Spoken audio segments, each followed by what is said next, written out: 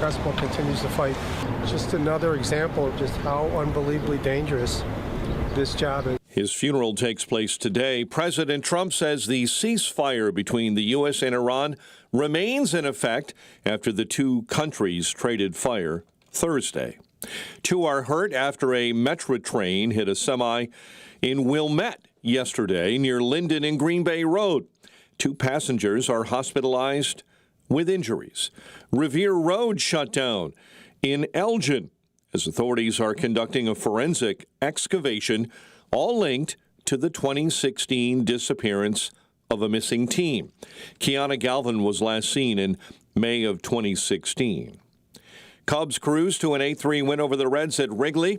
Chicago now riding a 9-game win streak. Skipper Craig Counsell says that's rare. It is. It is, and it's a credit to these guys how well they're playing. Today it's Michael Conforto on the offensive side. So it's just we got a lot of guys playing at a high level, and that just adds up. Ben Brown starts for the Cubs against the Rangers tonight. White Sox start a series with the Mariners, and the Bears begin rookie minicamp today. The news, a service of Unbound.org. See how far your support can go at Unbound.org. Chicago's Morning Answer continues next, but a check of your morning forecast comes your way in 2 minutes on AM 560. For over a decade, AM 560 has marked the start of summer with a night of cigar smoking and great conversation. And this year, we're proud to welcome the editor-in-chief of Breitbart News to Cigar Night. He's Alex Marlowe, and he'll join AM 560's Dan Proft and Sean Thompson on Tuesday, May 19th at Gobridge Farm in Pingree Grove for a night you won't forget. Tickets are on sale now at 560theanswer.com/cigar. That's 560theanswer.com/cigar. Sponsored by Donnelly Auctions. Making the switch to a new communications and IT company may seem like a big ordeal, but if you're not getting the reliable support, consistent internet, and secure solutions your company needs, meet Access One, your local Chicagoland IT experts. Access One has been powering Chicago businesses with secure, reliable IT solutions for over 30 years from our headquarters right here in the West Loop. Whether it's VoIP phones, dedicated internet, managed cybersecurity, cloud backups, or 24/7 support, Access One is here for you.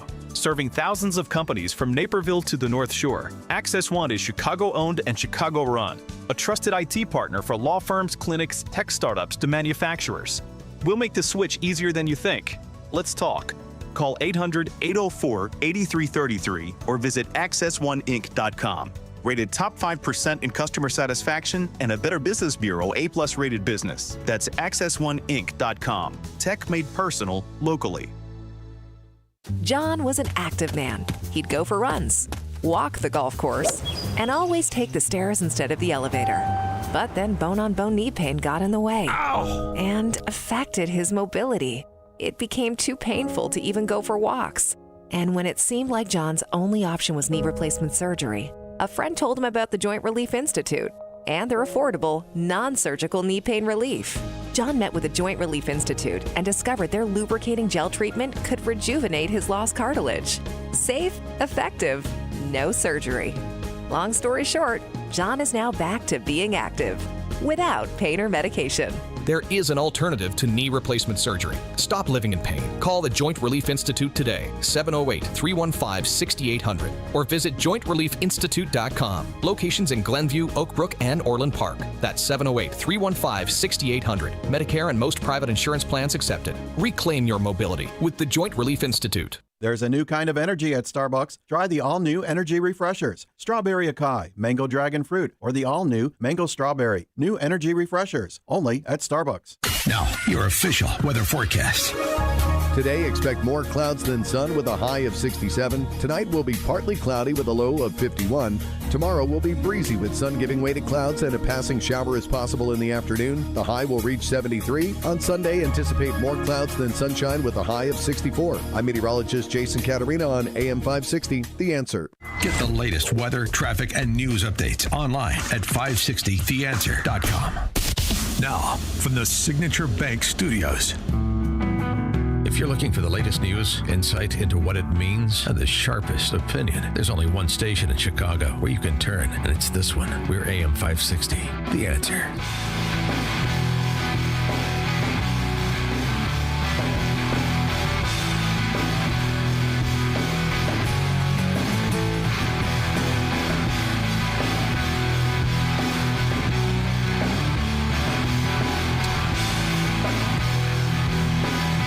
Top of the morning, Dan Proft here. There was a moment in the California gubernatorial debate on CNN this week between Katie Mashed Potatoes Porter and Chad Bianco, the sheriff, one of the two Republican candidates, along with Stephen Hilton, about sanctuary city, state policies.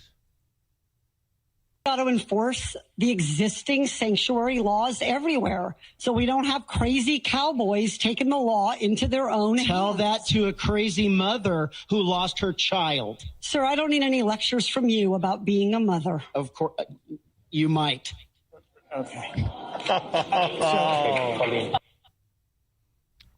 I don't think there's any doubt about it that she needs a lecture from any adult on being a mother.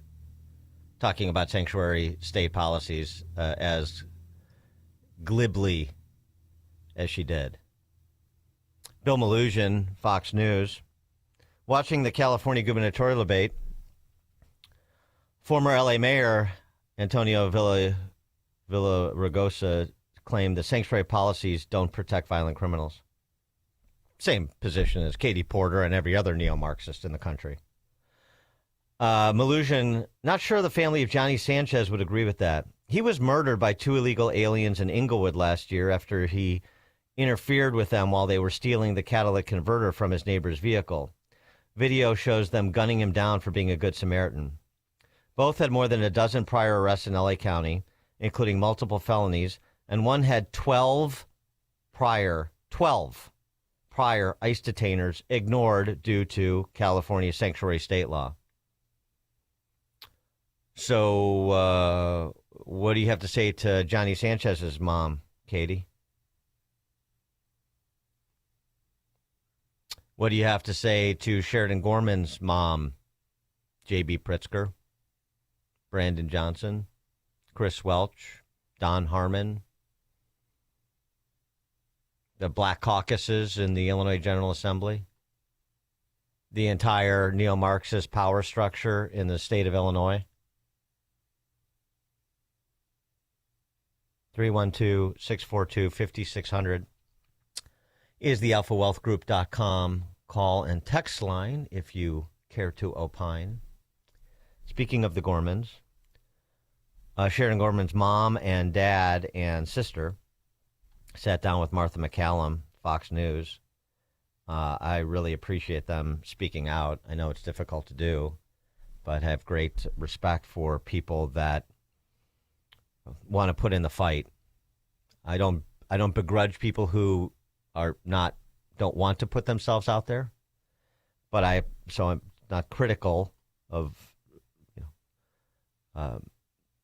families who have been victimized by these terrible public policies, who don't want to do media, don't want to get into the political arena. It's a tough racket. So I'm not being critical of any angel moms or dads or siblings, but I applaud those who do because of what I just said. It is difficult. Madeline Gorman is Sheridan's sister. We were in the same house, same school. She was always there for me. She was always my confidence I needed. And you never imagine losing your sister so young. You're supposed to go through life together. She was supposed to be my maid of honor one day, right beside me. I'm supposed to be the honor for children, I think people really need to understand this is a reality. It's something you never ever expect to happen to you, to happen to your sibling, your best friend, your daughter, but it's real and it can happen. Sheridan's father, Thomas Gorman. You know, the nightmare that we live is waking up every day knowing that our child is gone, and then I have to see my two girls that I love so much in so much pain every day. And then the next realization is, are we going to hear another news story that it happened to another family? And it would break our heart if we did nothing. So we're here to speak out because we can't let this happen to another family. It's an unbearable pain. And it can happen to anyone. 312-642-5600 to give us a call or text that it can happen to anyone. That was Jessica Gorman, Sheridan's mom, who added. It was probably one of the hardest things I've ever done. And one of the things that's so hard is this devastating darkness has just come over me. It's a combination of grief and anger and hate. Those are feelings I've never felt before. And you wake up every day, and I fear that I'm going to have that in my heart forever, and I can't. When we went to the courthouse, I remember sitting there. I was sitting between my husband and one of my best friends, Cleo, and I was clutching their hands. She was one of the hardest things she's ever done. She's talking about going to court last week, the hearing where Sheridan Gorman's alleged, but we know, murderer appeared.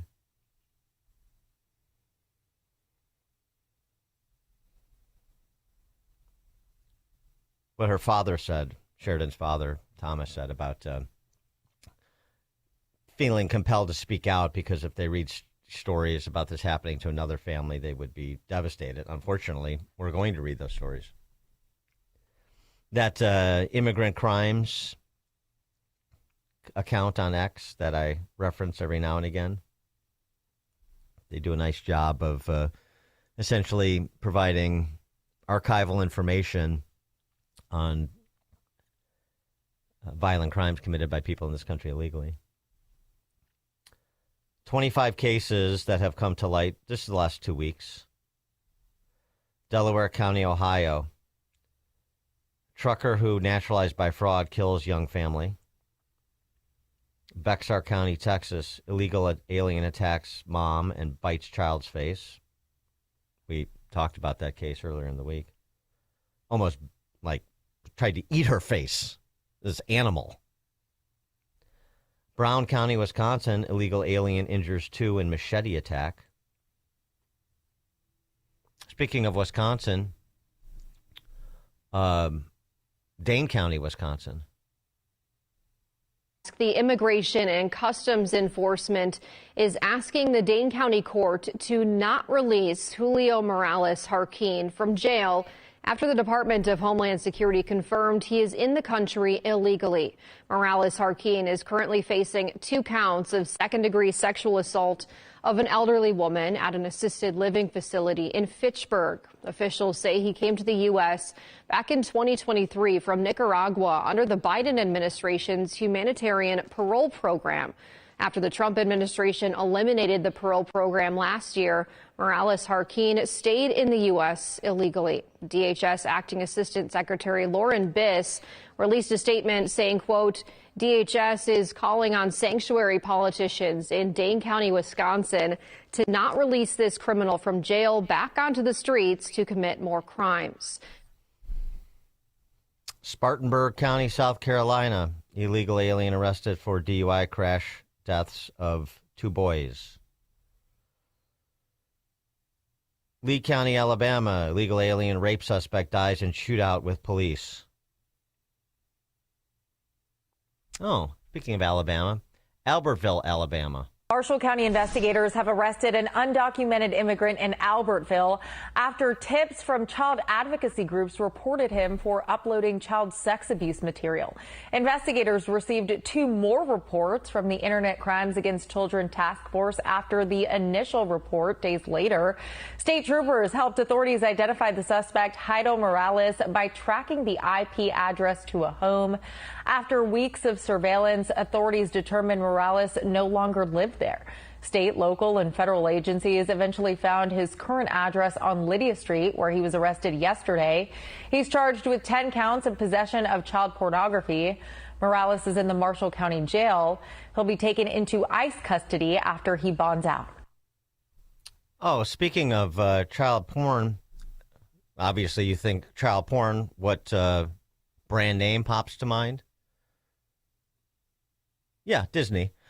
Disney speaks out after it was revealed some of their immigrant cruise workers were distributing child porn. Some 24 individuals were arrested by Customs and Border Patrol in San Diego. Unión del Barrio condemned the arrests. Of course they did. According to CBP, 28 workers on 5 different vessels, 26 from the Philippines, 1 from Portugal, 1 from Indonesia, arrested for either receipt, possession, transportation, distribution, or viewing of child pornography. Not all of the workers work for Disney, but most of them did.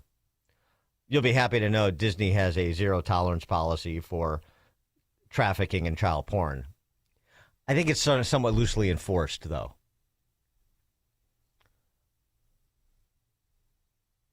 Chris in Rogers Park. Here in Rogers Park, my alderman is Vasquez. And yesterday I was looking at Twitter, and the Anjanette Young thing, he was sitting there, like, kind of making faces and not paying attention. And so somebody tweeted about that saying, hey, look at this behavior. And they linked to us on Twitter, so I went and checked out his bio. First thing on his bio is father. And then he goes into the alderman and all these other things. And it's just wild to me that he's like one of the main ringleaders of all this hands-off stuff where they're trying to keep all these people here. But, I've got a daughter. She's got to get to school. She's got to take a bus. She's got to do all these things. That's all I can think about. I just can't believe that the people that are supposed to be focused on the local community, that have families, that should be focused on their local family, are so worried about somebody that might have a problem on the other side of the world, that they're out here obstructing the people that are trying to protect us here. It's wild to me. Yeah, thanks for the call, Chris. The older humans in Chicago. Mrs. Gorman, Jessica Gorman, Sheridan's mom, she raised that issue again with Martha McCallum, and I'm glad she did, because I'm really not impressed with alderhuman Maria Haddon's apology for what she said. You'll remember what she said. I'll tell you what, I'll refresh your recollection, because I want this to be part of alderhuman Haddon's permanent record. From what I've been told so far, right, from what police know, from speaking to the students who were with her, it seems she might have, that as they were just out, people go out to the beach all the time, right? And they go out on the pier, they walk around. So the kids were out doing normal things people do in the neighborhood. And it sounds like this might have been a wrong place, wrong time, running into a person who had a gun. They might have startled this person at the end of the pier unintentionally. But that's all we know. So it from what I've been told, what police investigation has turned up so far, what they've been able to share with me and with Loyola University, we don't believe there is cause for broader community concern. Oh, there's cause for broader community concern. There's cause. As long as individuals like Maria Haddon are in public office, there's cause for concern. Community concern. Widespread concern. 24/7 concern. What Jessica Gorman had to say about that? Someone said wrong place, wrong time, the older woman, and actually suggested that she might have startled this man. Yeah. And that just, it flays me. It just lays my heart wide open. And honestly, my daughter was not in the wrong place in the wrong time. This man was. This man was. And every day, that's what we wake up with. And every day, we're going to fight. We're actually kind of quiet people, And this is, we're nervous speaking to people, but we're going to do everything we can. I cannot, as a mother, and you don't have to be a mother to feel this love. This could have been your best friend. This man did not ask what her political affiliation was. He did not ask if she was born in America or not. This can touch anyone. Tom Homan was on Will Kane's program, and I got some good news, at least for people like Chris in Rogers Park concerned about his daughter, people that can't Snake Plissken their way out of Chicago quite yet. Chicagoland, Illinois. The good news is the additional hires, ICE and CBP, they're going to be deployed in a prioritized fashion. I know you've probably seen reports about their ICE agents heading to 40 states, but there's a prioritization, a concentration, which makes perfect sense. Well, I think what they're talking about is the deployment of our new assets, the new hires, and where they're being assigned. And I can tell you that my opinion, and what I'm talking to Mark Wayne Mullen about, is the vast majority of agents need to go to sanctuary cities. And why is that? Because we go to Florida, every sheriff, every chief's working with us. They honor detainers. We've got less of a problem in states like that, Florida and Texas. However, in states that want to lock us out of the jails, that refuse sheriffs and chiefs to work with us in any capacity, that's what we know is a problem, because we know they're releasing public safety threats, illegal aliens to the streets every day. So we really got to concentrate on sanctuary cities, because that's where the biggest public safety threat is. Okay, so that would include New York if they pass a law. Yeah, well, sanctuary cities, yes, Will. You know which ones they are. And that would include Chicago. So here again, Tom Homan and President Trump and federal law enforcement has your back, or is trying to have your back, where the people that Illinoisans and Chicagoans have chose to represent them do not. And yet Orange Man is the bad guy. Okay. Oh, yeah, speaking of Orange Man being the bad guy, I wonder if the Gormans have gotten a call from Pritzker or Brandon Johnson or Alderhuman Haddon. I know Joe Abraham is still waiting for his call from Pritzker, Durbin. Yeah, include the federal officials, too. We should. Duckworth. They got a call from Trump. Just the outreach, the outpouring of support, love. President Trump called us, and despite what people might think, he did not say one thing political. He just basically held us. His whole team calling out wonderful, supportive things. You know, he spoke to us as a father, as a grandfather. I actually cut him short because it was so emotional. And you know, the heartfelt support. I mean, people say they can see the love in her eyes. I mean, she was so expressive. She sparkled. Dan Propp, Chicago's Morning Answer. This is the morning show more Chicago radio listeners are choosing. This is Chicago's Morning Answer on AM 560. The Answer.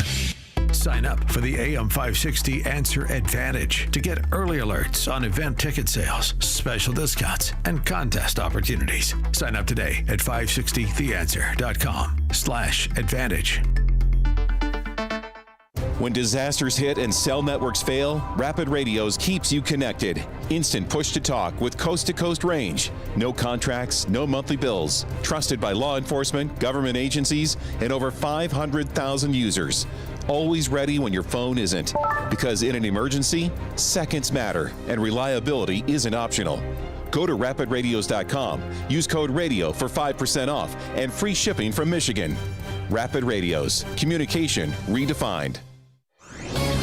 This is Seth Leibson for townhall.com. Talking politics with your average young male these days, chances are you will hear all kinds of odd theories coming from the Pied Pipers of Podcastistan. You will hear them mentioning experts nobody heard of until about 10 minutes ago, or until they were discovered by these podcasters because of their contrary and often conspiratorial thinking. Young men especially are attracted to this novel wisdom, and they are so prone because, as they will tell you, mainstream institutions have been untruthful over the years. But because some institutions that we used to rely on and respect have been taken over by partisanship and been wrong, doesn't mean that all normative thinking and scholarship is a lie or cannot be trusted, or that people nobody have ever heard of are the replacement for true wisdom. We dismiss and ignore this fallacious thinking at our collective peril. The task of the serious is to be able to discern truth from fiction and greatness from mediocrity. In these critical times, that task has never been more important than now. I'm Seth Leibson. Gain insight into building strong marriages and raising godly children with Focus on the Family with Jim Daly each weekday at 11:30 a.m. on our sister station, AM 1160. Hope for your life. AM 560, The Answer. All right, coming up in the 6 o'clock hour, at the bottom of the hour, we'll talk to Steve Moore and ask him the question, can you legitimately earn $1 billion? AOC says no. At 6 o'clock, Trump goes full Patrick Swayze in Roadhouse. It's now 6 o'clock, AM 560 W. He calls Iran's attacks just a trifle. I'm Dave Anthony, Fox News. So President Trump says the ceasefire remains in effect despite a flare-up in fighting as they try to work out an end to the conflict. They have to understand if it doesn't get signed, they're going to have a lot of pain. They're going to have a lot of pain. They want to sign it. I will tell you. They want to sign it a lot more than I do. But Fox's Lucas Tomlinson reports from Dubai. We end the week where it began with U.S. warships under attack in the Strait of Hormuz. But now, for the first time since the ceasefire began last month, the U.S. launched a counterattack ashore. Here's President Trump describing the action. They were firing at us and we were firing back at them. For now, the blockade remains. More than 1,500 ships remain stuck. There is a report on Iran state media today that they've seized an oil tanker. Oil prices are down a little bit. At the gas pump, a big spike in the last 2 weeks, but today a 1 cent decline. Tennessee is the latest red state to approve congressional redistricting to help Republicans win more House seats in the November elections. Ahead of the vote, protesters chanted in the House, and a state senator got up on a desk holding a sign that said "No Jim Crow 2.0, stop the Tennessee steal." Democratic lawmakers gave impassioned speeches about how the redistricting map would box out black voters. That's Fox's Jessica Rosenthal. Democrats have countered with redistricting in other states. A guilty plea in court in Colorado on a firebombing attack last June in Boulder, and a group of people out demonstrating in support of the Israeli hostages held by Hamas in Gaza. One woman was killed, a dozen others injured. Mohammed Solomon faces life in prison. And there's a similar story out of California. Luai El-Naji pleading guilty to involuntary manslaughter and battery in the 2023 death of 69-year-old Paul Kessler. Prosecutors in Ventura County say the 53-year-old former college professor was protesting the Israel-Hamas war in support of Palestinians when he hit Kessler, a Jewish counter-protester, with a megaphone. Kessler fell back and hit his head on the pavement. He later died at a hospital. That's Fox's Kristen Goodwin. America's listening to Fox News. 41 degrees in Chicago. On AM 560, The Answer. Good morning. I'm Mike Scott in the QC Kinetics newsroom. Loved ones saying goodbye to the Chicago police officer shot and killed last month at a Northside hospital. Officers gathered yesterday for the visitation of Officer John Bartholomew at St. Andrew's Greek Orthodox Church in Chicago.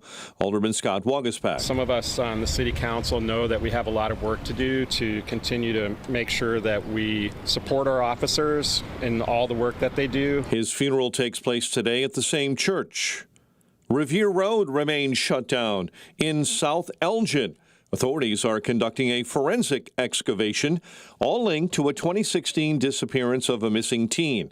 Neighbor Sarah Nelson says they haven't heard anything in a while. Where could this have gone wrong? Why have the police not found answers or have any leads, or why aren't they sharing? Kiana Galvin was last seen in May of 2016. A digital advertising tax is up for discussion in Springfield, but opponents say big tech companies would not be the only ones impacted. Ramirio Hernandez is Vice President of Public Policy and Strategy with the Illinois Chamber of Commerce. Senate Bill 3353 is a largely unworkable form of taxation that risks ultimately impact numerous consumers in the state of Illinois. Governor Pritzker said in his budget address that a social media fee would generate about $200 million a year, allegedly, to support public education. Cubs cruise to an 8-3 victory over the Reds. White Sox and Mariners tonight, and the Bears begin rookie minicamp at Hallis Hall. The news is service of Team Hochberg. They've helped thousands of AM 560 listeners with the best rates and service. Let Team Hochberg help you. 56david.com, 855-563-2843. Atlantic Coast Mortgage, Equal Housing Lender, NMLS 613114.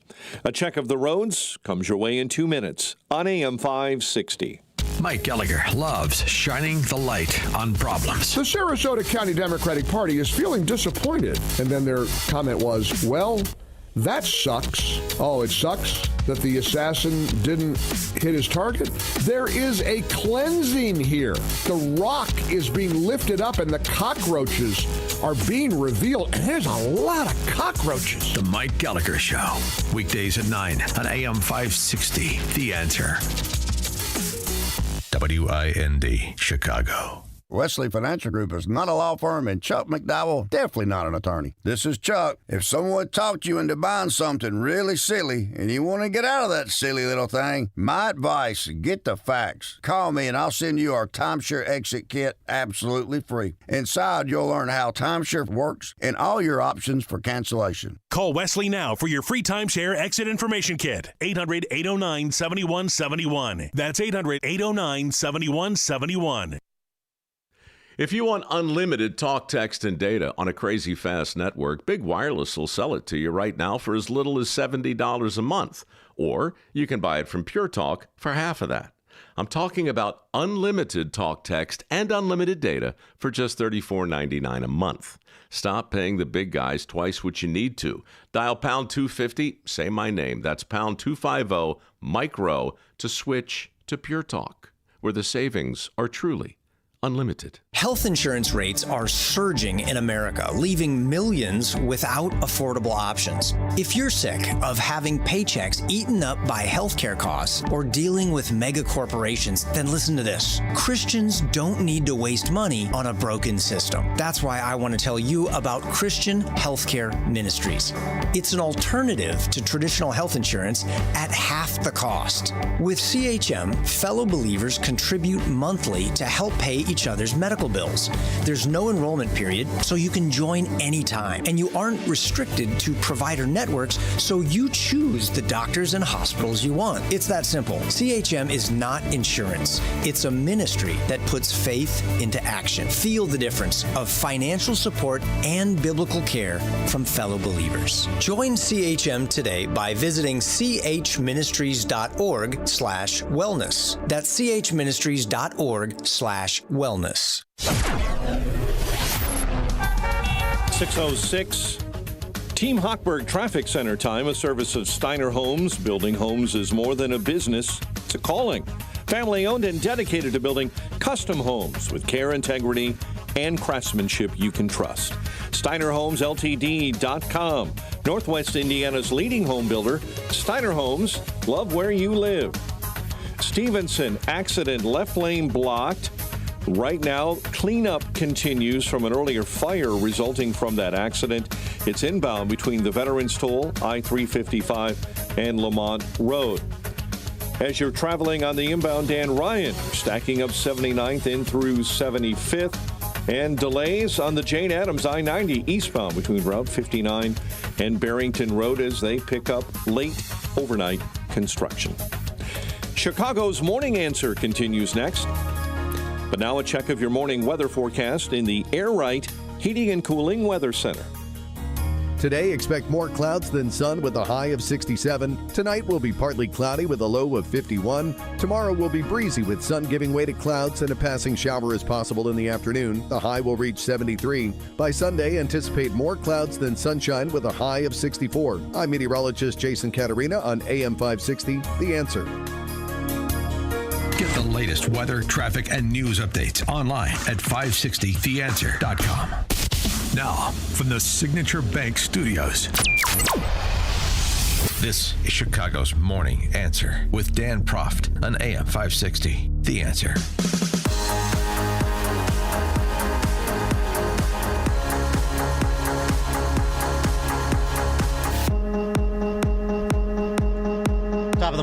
morning. Dan Proft here, as you heard in part on the news at the top of the hour.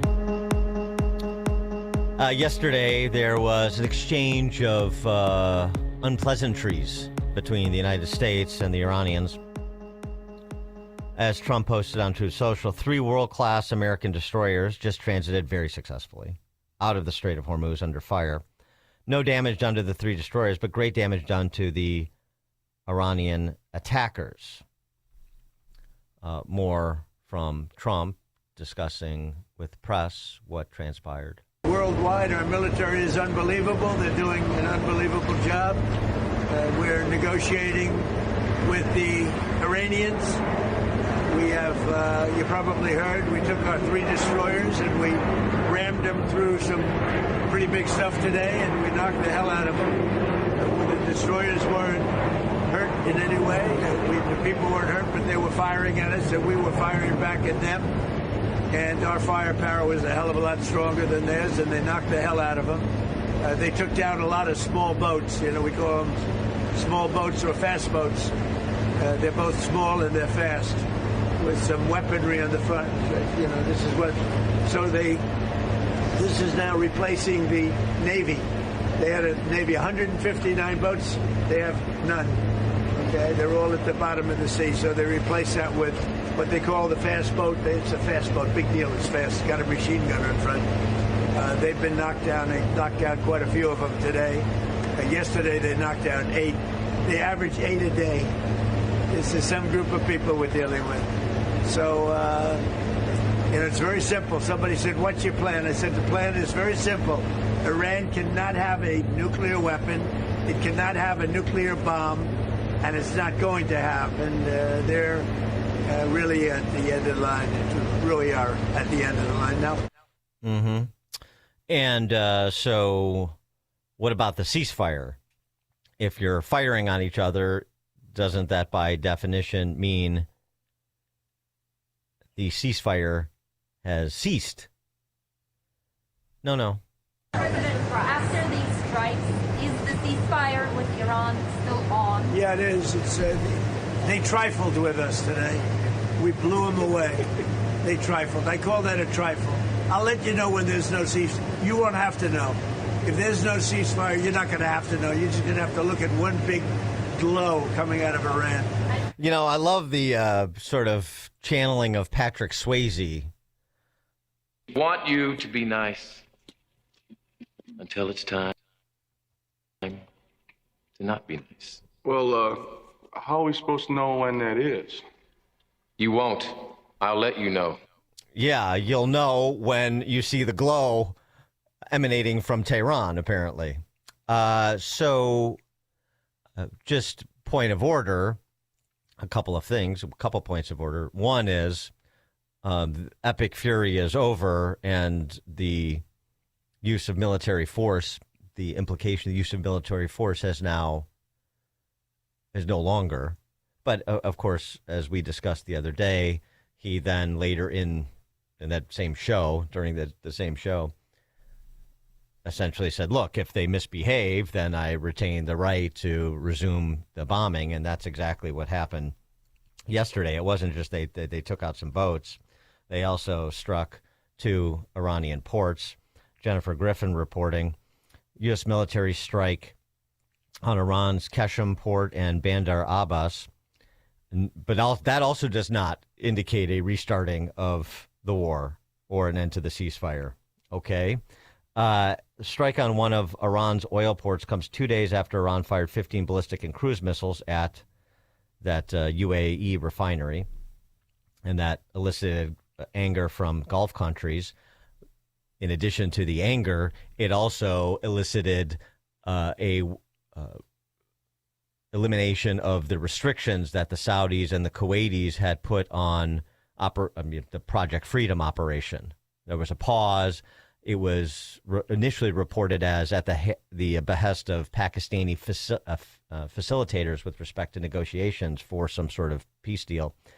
But there was this additional complication of airspace and base restrictions, port restrictions from the Saudis and the Kuwaitis. Well, I think after the strike on that UAE refinery by the Iranians,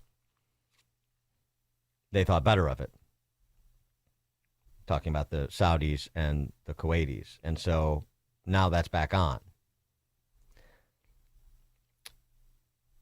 A senior U.S. official confirming to Fox News' Jennifer Griffin, Saudis and Kuwaitis reversed course after abruptly halting permission for the U.S. to use its base and airspace for Project Freedom.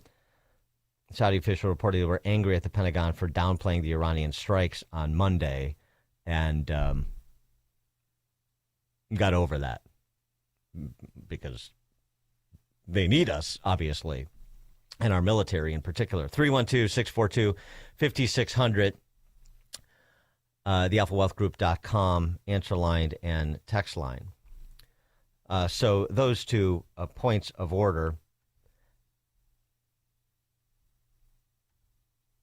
Now, the other thing that's interesting in terms of developments here and the ongoing isolation, according to Reuters, citing a report from a Chinese media outlet, a Chinese large refined products tanker was struck by an Iranian projectile off the coast of UAE.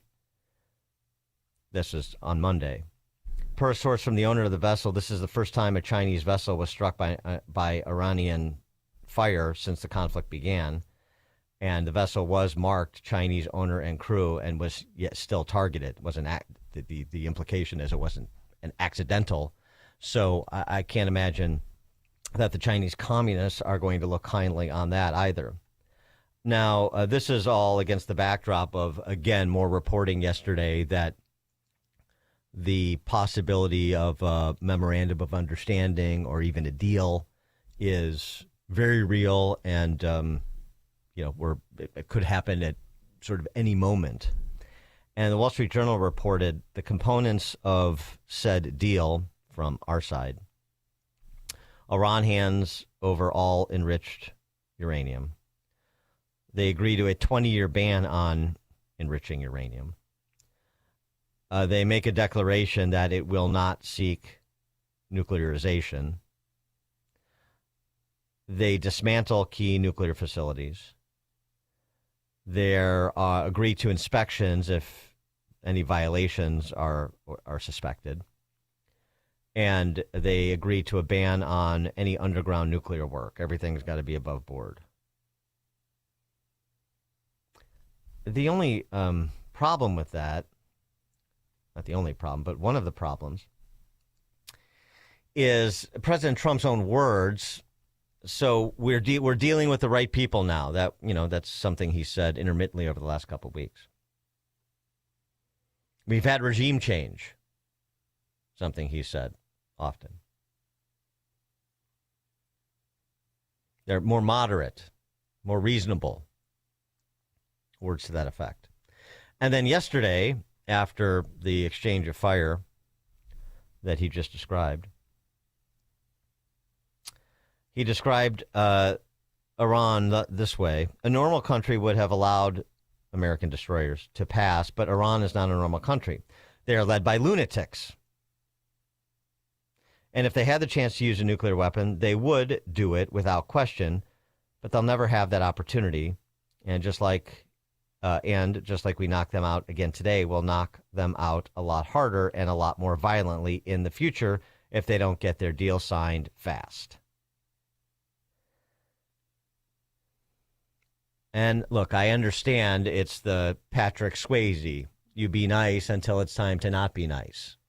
And how will we know? The glow emanating from Tehran. I get it. But it does sort of indicate an understanding that there has not been regime change. Just like going from Lori Lightfoot to Brandon Johnson, and I'm not comparing them to Iranian mullahs. Not exactly, at least. Different people running the same program. One slightly more aggressive than the other, but it's the same program. And of course we know that's the situation in Iran. Don't tell me you're negotiating with the right people. Don't tell me we've had regime change, not in the way that people conceive it. Regime change means means you're talking about a head of state that is not a lunatic. that you wouldn't describe as a lunatic, that you wouldn't describe as starting a nuclear war if they had the opportunity.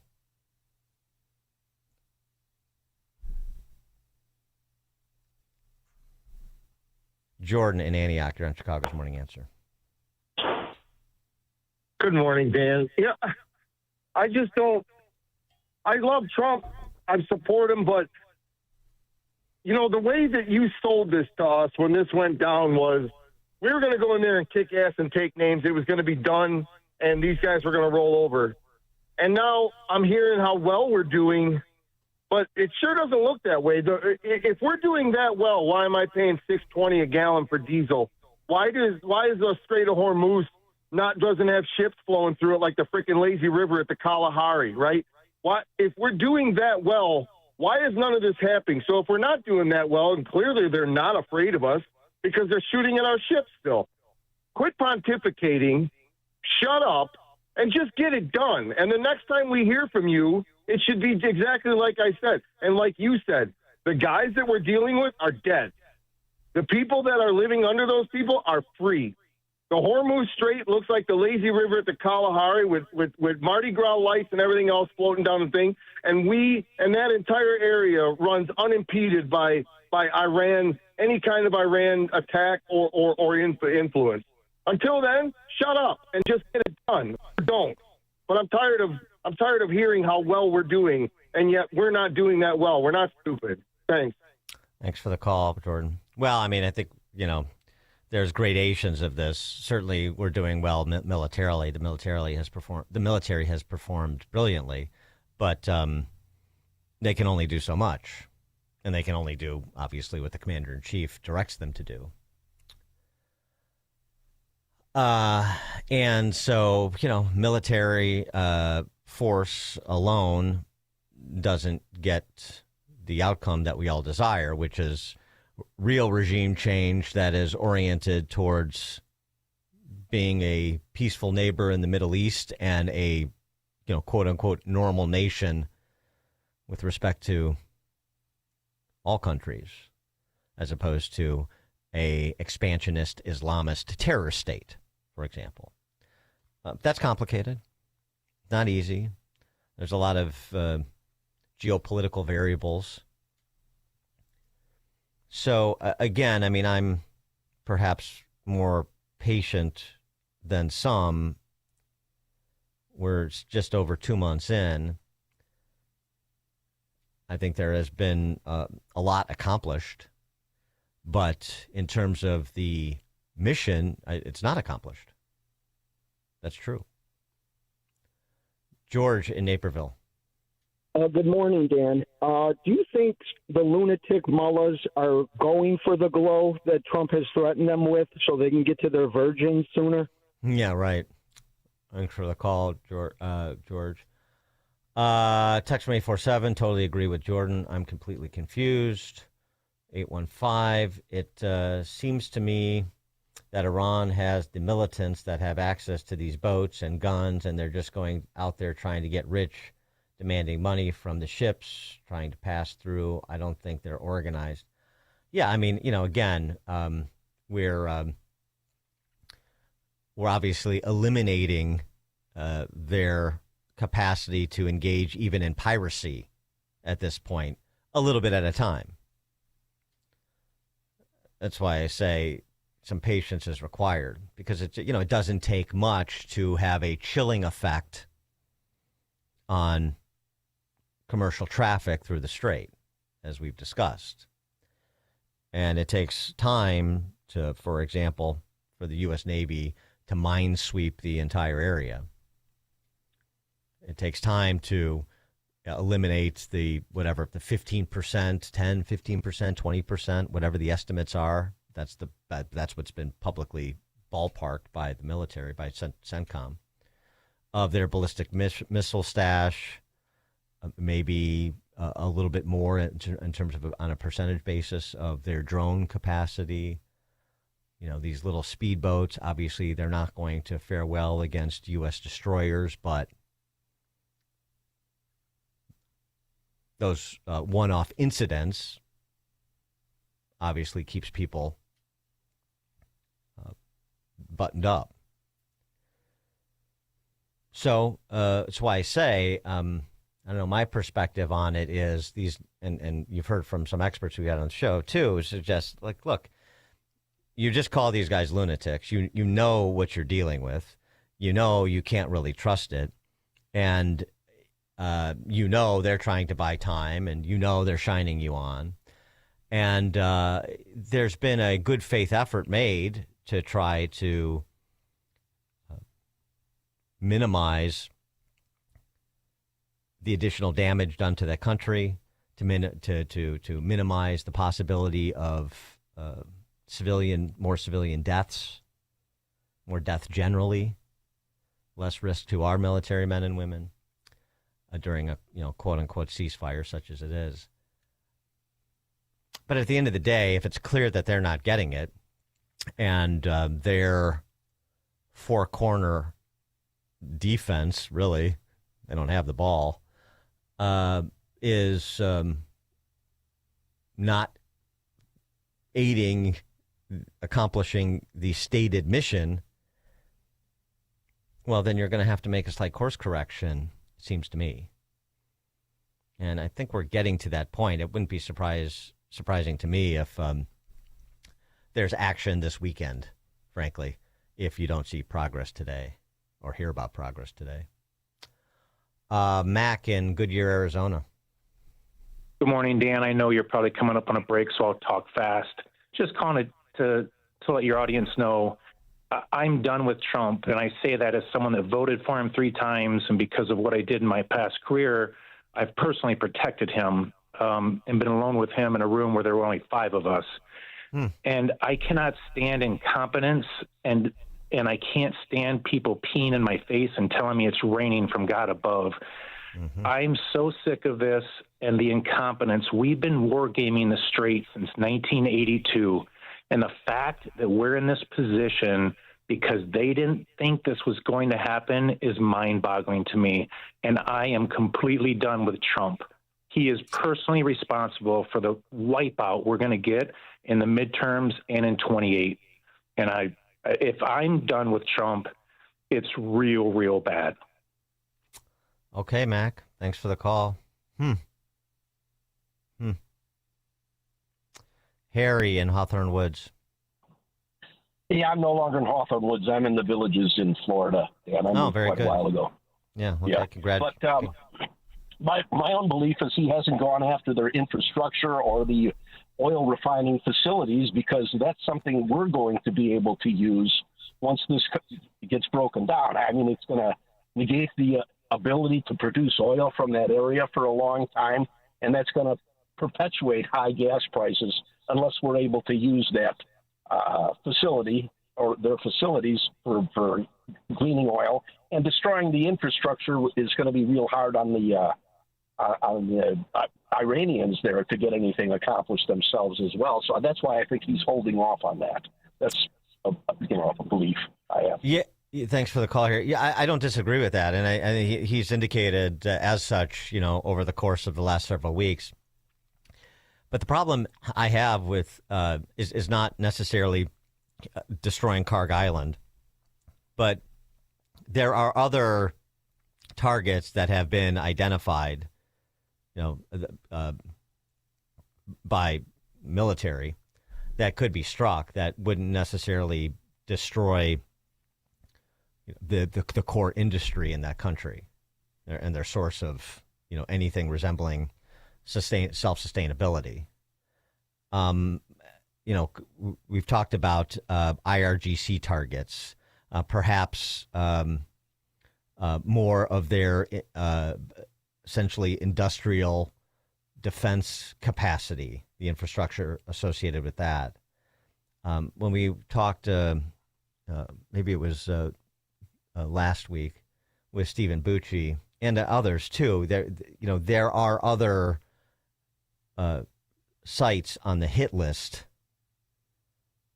that could be destroyed to send a message without, as I said, necessarily crippling the oil sector there any more than the Iranians have already done to themselves.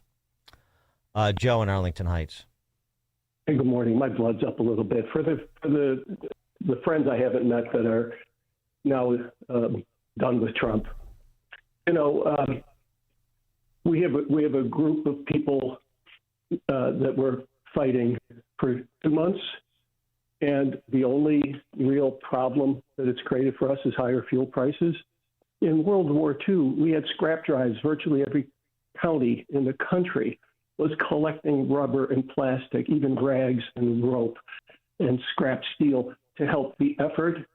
And we expect somehow, after 47 years of kicking the can down the road, that we can go in and do this in a matter of weeks. You know, the other side has a vote too, and we have the best intelligence we can, and then we have to adapt and respond. But as long as he doesn't waver from the end goal, don't lose faith, people.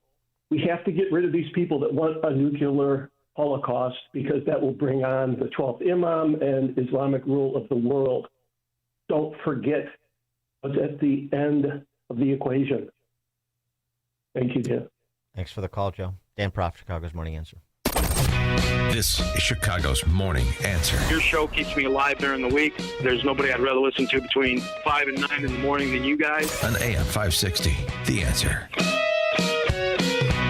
Everywhere you turn, it's plus, plus, plus. Retail chains, streamers, even our phones come with plus. And to think it all started with Hasselus mattress, because nobody has more plus than us. Right now at Hasselus, get a Queen Beauty Sleep by Beauty Rest Elm Cove A mattress. Others sell it for $1,459, but Hasselus has it for just $794. Plus, through Monday, you'll also get a free adjustable base. Plus, a huge selection of Beauty Rest, Sealy Posturepedic, and other big name brands. Plus, free financing. Plus, free next day delivery and setup. Plus, free haul away and disposal of your old mattress. Plus, employee-free showrooms. Get all this, plus a whole lot more when you shop at Hasselus Mattress. Woo! All these pluses have me feeling nonplussed. Save big on Sealy Posturepedic, Beauty Rest, and more every day from 9 to 9. Find an employee-free showroom near you or shop online at Hasselus.com. Each morning, the newsmakers and the newsbreakers shaping today's conversation are heard on the AlphaWealthGroup.com answer line on Chicago's Morning Answer. When you need answers about what's happening in your world, you turn to AM 560 The Answer. And when you need answers about how to prepare for and protect your retirement, you turn to the Alpha Wealth Group, now the proud sponsor of the AM 560 Answer Line, right here on Chicago's source for news, opinion, and insight. AM 560 The Answer. A revolution in chip technology could make today's artificial intelligence obsolete. 3 companies are quietly building a $1 trillion triangle to develop and manufacture supercomputers the size of a dinner plate. Investment guru George Gilder has his finger on the 3 companies whose technology could change tech forever. Log on to TrillionDollarTriangle.com to find out which 3 companies are working on what could be the biggest tech disruption since the internet. TrillionDollarTriangle.com. That's TrillionDollarTriangle.com. AM 560, The Answer. All right, coming up at 6:36. Can anyone earn $1 billion legitimately? We'll put that question to Steve Moore. 6:36. Now we check the headlines. 41 degrees in Chicago on AM 560, The Answer. I'm Mike Scott in the QC Kinetics newsroom. Loved ones will be saying goodbye today to a Chicago police officer shot and killed last month at a Northside hospital. Officers gathered yesterday for the visitation of Officer John Bartholomew at St. Andrew's Greek Orthodox Church in Chicago. Some of us on the city council know that we have a lot of work to do to continue to make sure that we support our officers in all the work that they do. His funeral takes place today. Iran's shaky ceasefire with the U.S. faces new challenges as the UAE responds to Iranian missile and drone strikes. Iran is said to be reviewing the latest U.S. proposal to hopefully, some way, somehow end the war. The president insists this war will be over quickly, and he remains convinced that things are going unbelievably well. We got rid of the first regime, we got rid of the second regime, we got rid of most of the third regime, and then they say, oh, is that regime change? I think it's the ultimate regime change. Meantime, China has ordered companies to disregard U.S. sanctions targeting Iranian oil. Partial results from local elections in England this morning show significant losses for Prime Minister Keir Starmer's Labour Party and major gains for Reform UK. Revere Road remains shut down in South Elgin as authorities are conducting a forensic excavation linked to the 2016 disappearance of a missing teen. Neighbor Sarah Nelson. I feel like where could this have gone wrong? Why have the police not found answers or have any leads, or why aren't they sharing? Kiana Galvin was last seen in May of 2016. Cubs 8-3 winners over the Reds at Wrigley Field. Chicago now riding a 9-game win streak. White Sox start a series against the Mariners at Wright Field tonight, and the Bears rookies arrive at Hallis Hall today. The news, a service of American Beam and Steel Structural Repair, licensed contractors for your home and business. Search for American Beam and Steel online. Schedule your consultation directly with the owner, Mark, American Beam and Steel. A check of the roads comes your way in 2 minutes on AM 560. For over a decade, AM 560 has marked the start of summer with a night of cigar smoking and great conversation. And this year, we're proud to welcome the editor-in-chief of Breitbart News to Cigar Night. He's Alex Marlowe, and he'll join AM 560's Dan Proft and Sean Thompson on Tuesday, May 19th at Gobert's Farm in Pingree Grove for a night you won't forget. Tickets are on sale now at 560theanswer.com/cigar. That's 560theanswer.com/cigar. Sponsored by Liberty Cigar Company. Hi, I'm Ken Mariotti, owner of Woodland Windows and Doors, a third-generation family-owned business since 1969. We know you're bombarded by choices when shopping for new windows or doors, so we're inviting you to experience the Woodland difference. For decades, we have been transforming living spaces with Marvin Windows, a fifth-generation family business. Marvin replacement windows have been known to increase the warmth of your cold rooms by 10 degrees. Think about that, 10 degrees warmer. When you welcome Woodland into your home, you will get a product expert to transform your living spaces, full-time, dedicated professional installers that you can trust in your home, along with the best products like Marvin. These are the reasons we're proud of our 5-star reviews and family legacy. No gimmicks, no pressure, and upfront pricing are why Woodland Windows and Doors is your trusted window and door expert in Chicagoland. Visit woodlandwindows.com to book your free in-home expert consultation. That's woodlandwindows.com, or stop by our showroom at the corner of Lake and Geary in Roselle. This Mother's Day, give Mom something that shines as bright as she does. Hi, it's Mike Gallagher. Roland's Jewelers is the perfect place for a gift to make Mother's Day unforgettable. Roland's has such a beautiful selection of jewelry, and I'm a long-time customer of Roland's. I love this place, and I want you to make Mom feel truly special with a stunning Simon G necklace, a Roberto coin bracelet to match her style, or sparkling diamond stud earrings. I love that Roland's is family-owned, and I appreciate their expertly trained sales specialist. Roland's will help you find that perfect gift because Mom deserves jewelry she'll cherish forever. Visit Roland's Jewelers, downtown Libertyville, or RolandsJewelers.com. That's ROLLANDS, RolandsJewelers.com. Roland's Jewelers, a family-owned jeweler you can trust this Mother's Day, like I do. RolandsJewelers.com, or call them 847-918-7300, 847-918-7300, Roland's Jewelers. You know the feeling. That rush when you reach that goal? Make somebody brag a little back home? That's success. And at University of Maryland Global Campus, we believe you should never stop chasing it. That's why UMGC offers an accredited skills-based education that helps move your career forward. We'll teach you how to apply emerging technologies like AI and data science, plus build your skills in leadership, communication, and critical thinking. Explore more than 135 degrees and certificates in business, cybersecurity, healthcare, and more. With affordable and online programs, you can unlock new opportunities to help you succeed again. At UMGC, success is yours for the taking and the making, and nothing should keep you from it, especially not an application fee. Apply now and we'll waive your application fee. Classes start May 13th. Learn more at umgc.edu. That's umgc.edu. Certified to operate in Virginia by Chev. Eggland's Best, the only eggs with more fresh and delicious taste, plus superior nutrition. Eggland's Best, better taste, better nutrition, better eggs. 6:38, Team Hochberg Traffic Center time, a service of Summit Racing Equipment with the parts, tools, and accessories to keep your ride summer road trip ready. Everything for pre-trip maintenance and essentials like emergency roadside kits. Shop summitracing.com, enroll in the rewards program, and get more power in every purchase. Outbound Stevenson, an accident with 2 left lanes blocked.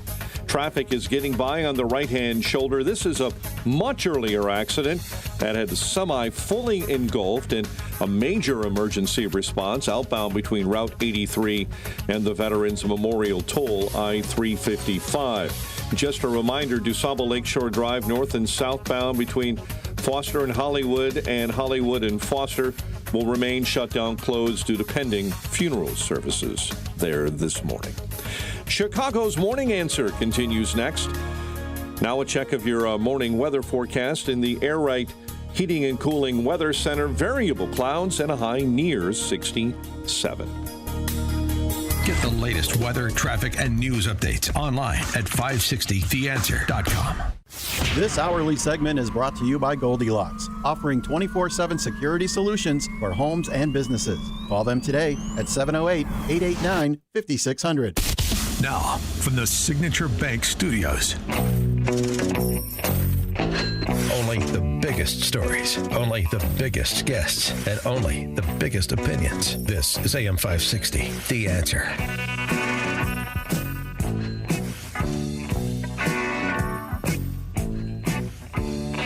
Top of the morning, Dan Proft here. AOC, 2028 presidential aspirant, maybe.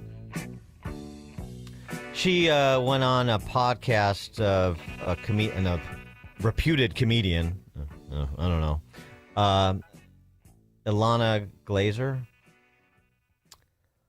And you decide who was offering the comedic lines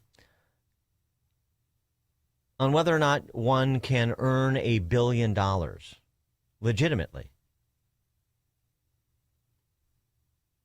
There's a certain level of wealth and accumulation that is unearned, right?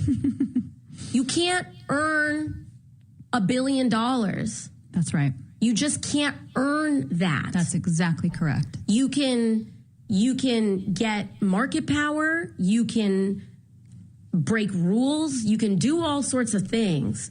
You can abuse labor laws, you can pay people less than what they're worth, but you can't earn that, right? That's right. And so you have to create a myth that since you didn't earn that, you have to create a myth of earning it. Interesting. Follow-up question, if I can interject. How do you gain market power? Oh, right. You gain market power just like you gain compensation and accumulate wealth through violating the law and not paying people what they're worth. How do you know what people are worth? Well, they're worth whatever I say they're worth. I see. Just as a illustration of the counterpoint. Ken Griffin, he's a billionaire since he's been in the news lately. It's a pretty good example. Our friend Scott Atlas posted this little analysis that he apparently did, which is a good one. When Ken Griffin and Citadel left Chicago, the total 3-year impact, 3 years ago, just the last 3 years, $846 million in lost taxes. You think the city and state of Illinois could use that cash? $2.65 billion in lost spending. In 3 years, it's a $3.5 billion economic hit to Illinois and Chicago. And that doesn't include the many, many millions that Ken Griffin provided in terms of philanthropy. You know, like the Griffin Museum of Science and Industry, like the Griffin Bike Trail. It's astounding. But that's of no interest to AOC, just like this multi-billion-dollar development that Griffin's a part of in New York City is of no interest to Mamdani. Okay. Stephen Moore is an economist. He's also the author of The Trump Economic Miracle and the Plan to Unleash Prosperity Again, co-authored with Art Laffer. What would Art Laffer say about that statement that you heard from AOC, do you think, Steve? Good morning, Dan. By the way, you neglected to mention that I'm also a billionaire. Are you? Really? No, I'm not a billionaire, folks. But actually, I if you are, you earn that money illicitly. But I've been really lucky in my life to meet a lot of billionaires in my profession. And one of the billionaires I was very close to, who had become a really good friend, was Fred Smith. And Fred Smith, as everyone knows, was the founder of FedEx. Mm-hmm. And the story really is pretty amazing that, he served honorably in the Marines in Vietnam, came back, went to, I think it was Harvard Business School, and wrote his thesis about how he was going to create this overnight package delivery system that would include global, and he got a C- on the on the idea. They said it would never. The academics said it would never work, right? And he built the greatest transportation company, arguably ever, and he did it, with his own grit and determination, and became a billionaire. But it's a perfect example, though, of the studies show very clearly that, when somebody becomes a multimillionaire or a billionaire, either by starting a company or inventing something, that about 80 to 90% of the benefit does not go to the Fred Smith. It goes to everybody else who buys the product.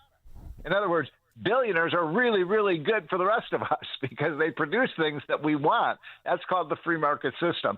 And so the idea that AOC, who's never actually earned anything herself, would say... Well, she did work as a waitress, So yes, I guess, that's right. Yeah. We'll count that. Yeah, we'll count that. We'll count that as she wasn't paid what she was worth, but she did work as a waitress. Yeah. But so we kind of laugh about this, but I have to say it's getting a little scary out there. I mean, you saw the healthcare CEO who was murdered. It's almost like we're living in Gotham City in Batman, where we get kill the rich. They're the problem. Or maybe it's the French Revolution. But I do think that this is a frightening time. That people are getting on the left increasingly violent in terms of their hatred of the rich, and in Chicago, because that's where all you folks are, that you're losing your wealthy people, and when they leave, they take their jobs with you. And Ken Griffin obviously is the perfect example. I've mentioned many times to you that story in Crane's Chicago Business of when he left all of the charities, saying, "Gee, where did all the money go? He's not giving us money anymore." And it was everything from the homeless shelters to the soup lines to the adoption centers, and you're right, the museums and the cultural centers. So what is with the left that they what is it, eat the rich? Well, there's something else too. I got to send this to you if you haven't seen it, so you can put it in your Unleash Prosperity newsletter. Somebody posted pictures of the first offices of NVIDIA, Alphabet, Google, Apple, Microsoft, Amazon, and Meta. Oh, I have to see that. Yeah. The first offices are all the homes of the founders. Yeah. And most of them, most of them, Bezos's, home where he started Amazon is perhaps the most opulent, but it's a very middle income kind of home. Those 6 companies, all companies started, in somebody's garage or home office. Yep. $21 trillion market cap combined. Yeah. It's amazing. Or think of someone, now the story is that we may have a trillionaire, that Elon Musk may become the first trillionaire. But I mean, think of what the guy has done for SpaceX and all of he's got like 6 or 7 major businesses that he's created. We need more of that, not less. And, you asked me what would Arthur Laffer say? He would say, if you tax something, you get less of it, and if you tax something less, you get more of it. So if we want more businesses like the NVIDIAs and the Anthropics and the Googles. We don't want to punish it. We want to reward it. And this is the reason. I mean, God bless America. Out of the top 10 technology companies in the world, 9 of them are here in the United States. So we're dominant in the tech area because we let people get rich. It's not a sin. Well, AOC earlier this week called Elon a billionaire con man with a lot of money. Well, by definition, he's a billionaire. He's a lot of money, but he's just a con man, according to her. Yeah. Speaking of, no, I wanted to get to something that you did, your red states, blue states, because as you write on X, the biggest wealth transfer in American history isn't happening on Wall Street. It's happening on U-Hauls. Yeah. And it's true. So the big winners of this kind of changing demographics and geography of America is that about $2 trillion over the period from 2012 to 2023. This is all based on IRS data about where people are moving to and from and what their incomes are, that the blue states have lost about $2 trillion over that period, and the red states have gained. And, of course, the big winners have been – do you know what by far the biggest winner has been? Which state? Ron DeSantis land. Yeah. Florida has almost half of that wealth is in West Palm Beach and Tampa and Miami, et cetera. In fact, I was just in Miami this week, and every time I go, Miami's skyline looks bigger now than the New York City skyline. It's unbelievable. And every time you go, there's a new massive, skyrise building being built there because Miami has become the capital of Central America, basically. And so the money walks. And people do vote with their feet. And when you get states like Illinois and states like New York, and by the way, all the blue states are now doubling down. Have you seen this? I mean, screw these people. We're going to just keep raising their taxes. The dumbest thing that's happened of any state in the last 5 years is the one blue state that actually worked pretty well, that was very competitive. Well, do you know what state that was? Colorado? Washington. Oh, Washington. Yeah. Washington State. Do you know why? No income tax. Yeah. Washington was one of the 9 states that had an income tax. They were the only blue state that didn't have an income tax. Guess what they did last month? Yeah. Oh, I know. Howard Schultz. What they did is they forced Howard Schultz to move to Tennessee. That's what they did. I mean, the stupidity of these people. So they basically slayed the golden goose, and so they went from being the lowest income tax state in the country. I mean, you laugh or cry about this. They went from being the lowest to now they have the 5th highest income tax. Gee, that's going to really make Seattle. Yeah, you're right. Starbucks, I predict within 5 years, Starbucks will be gone, Amazon will be gone, Microsoft will be gone. It was a hub of incredible entrepreneurial companies, and they're going to be leaving. Good job. And just it's going to be more equitable. It's going to be much more equitable right now because they won't have those billionaires anymore. Yes, equality and deprivation. Right. This period that you looked at, this slightly longer than decade period, just for our listeners, Illinois minus $395 billion. For these government-oriented, government-centric voters here, who are, who buy the politics. Yeah, but I wanted to mention something about since you brought up Chicago. I think it was Chicago where because there's so many blue cities that are doing so many crazy things. I think it was Chicago where they were one of the was there Walmart or Walgreens, they were shutting down. Walgreens on the south side got shut down, and you can't shut this down. You have to stay here. You're going to create Chicago's going to be a food desert. That's their favorite. What do they call it? Food deserts? Yeah, nobody's going to be able to buy food. And they Walmart was it Walmart or Walgreens? I forget which company it was. Walgreens. Yeah, and they said, we've been saying for 5 years, if you don't do something about the crime, we're out of here. And they did nothing. And now they're leaving, and all the leftists are saying, oh, you're creating a food. Well, here's what's coming next is we're going to make corporate abandonment, because that's what they're calling it. Corporate abandonment is going to be a crime in Illinois. You're not allowed to leave. We're going full East Germany. Exactly. So, but I mean, people know if people can't leave, guess what? They never go there in the first place. Well, I just want to get back these numbers too, because this is like for the handful of people on the left that listen to the show. If you buy the government-centric line and government needs more money and the schools need more money, stuff, $400 billion over the last decade, the state has driven out of here.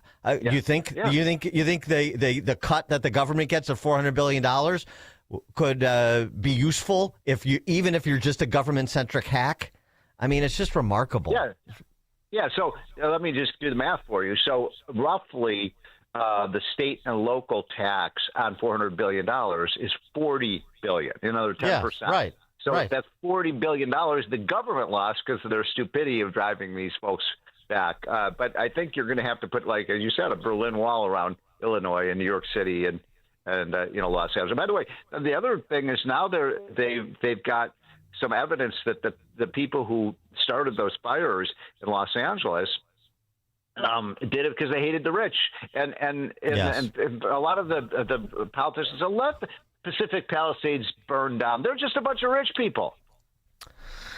Yeah, well, that's booing the candidacy of one Spencer Pratt. No, I know. Yeah, that's right. We talked about earlier in the week, the Palisades arsonist was inspired by the guy who assassinated the United Healthcare CEO. It's sick stuff. Yeah. Stephen Moore, economist, author of The Trump Economic Miracle. Thank you, Steve. Okay. Have a good weekend. Bye. You too. Take care. And Steve joined us on the alphawealthgroup.com answer line.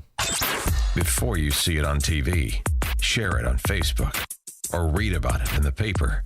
Hear it here first. This is Chicago's Morning Answer on AM 560.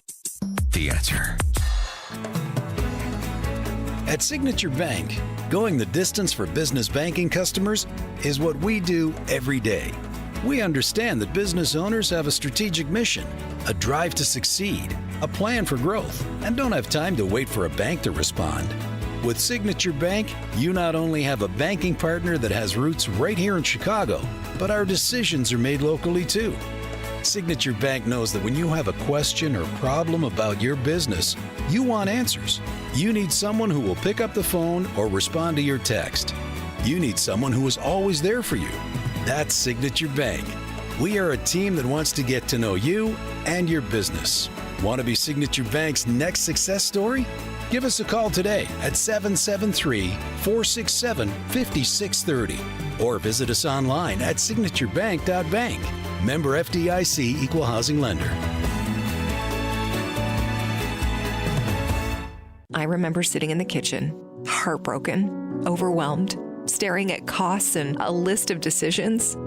I prayed for strength and reached out to Catholic Cemeteries of Chicago, only to hear that Mom had already pre-planned everything so my siblings and I would be protected.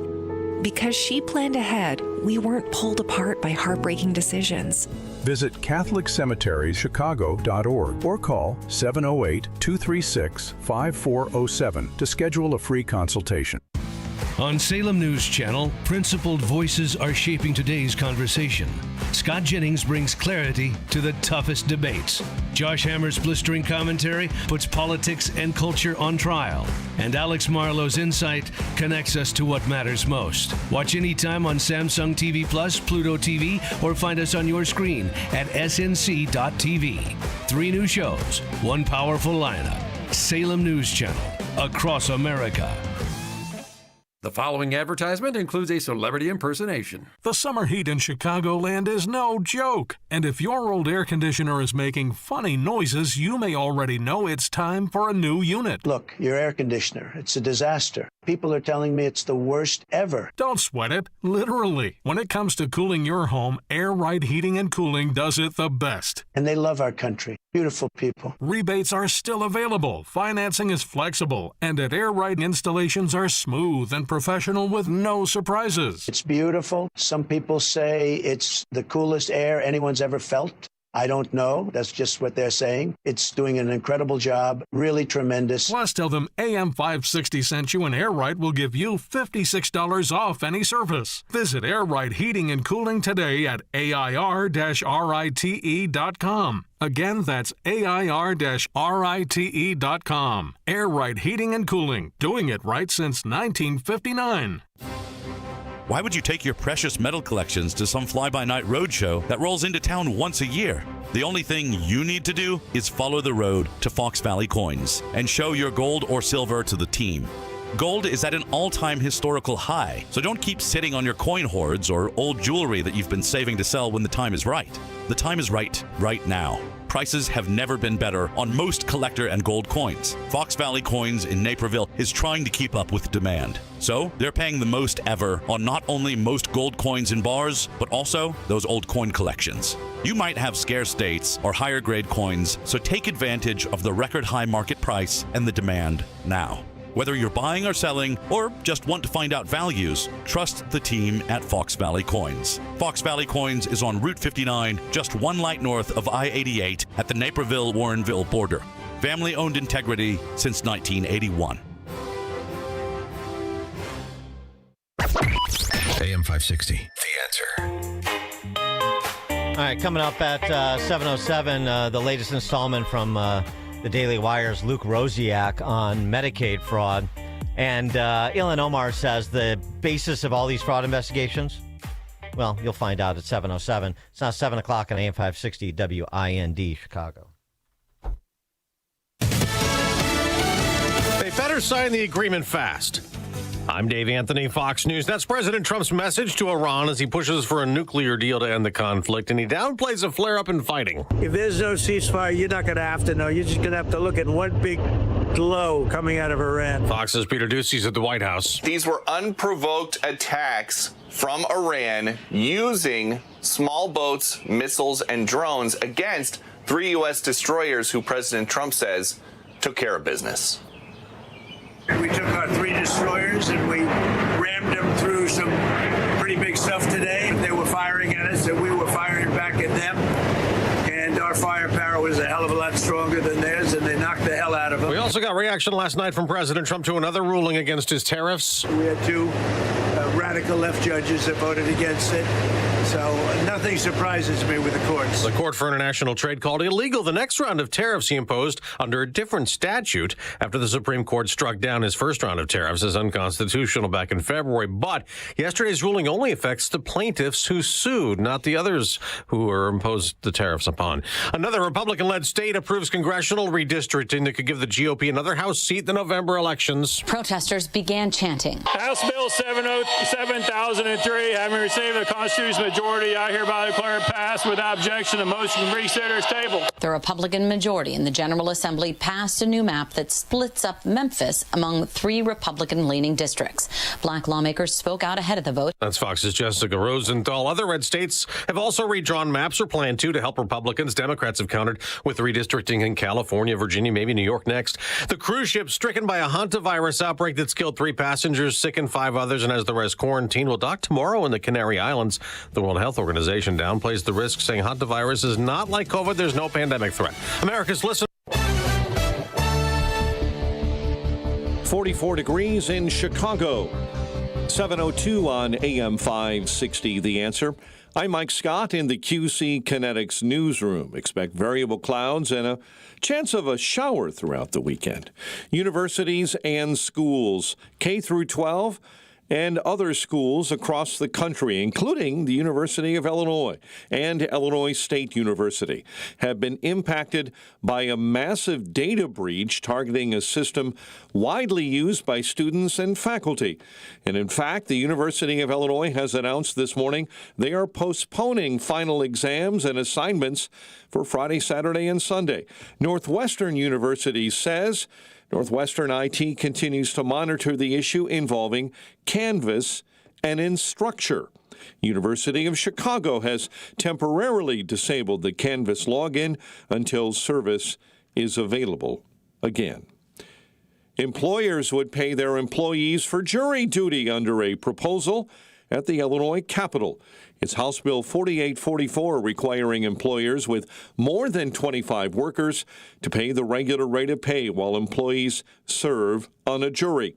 State Senator Jill Tracy of Quincy agreeing jurors are underpaid, but suggests it is the state that should set up a fund to pay them.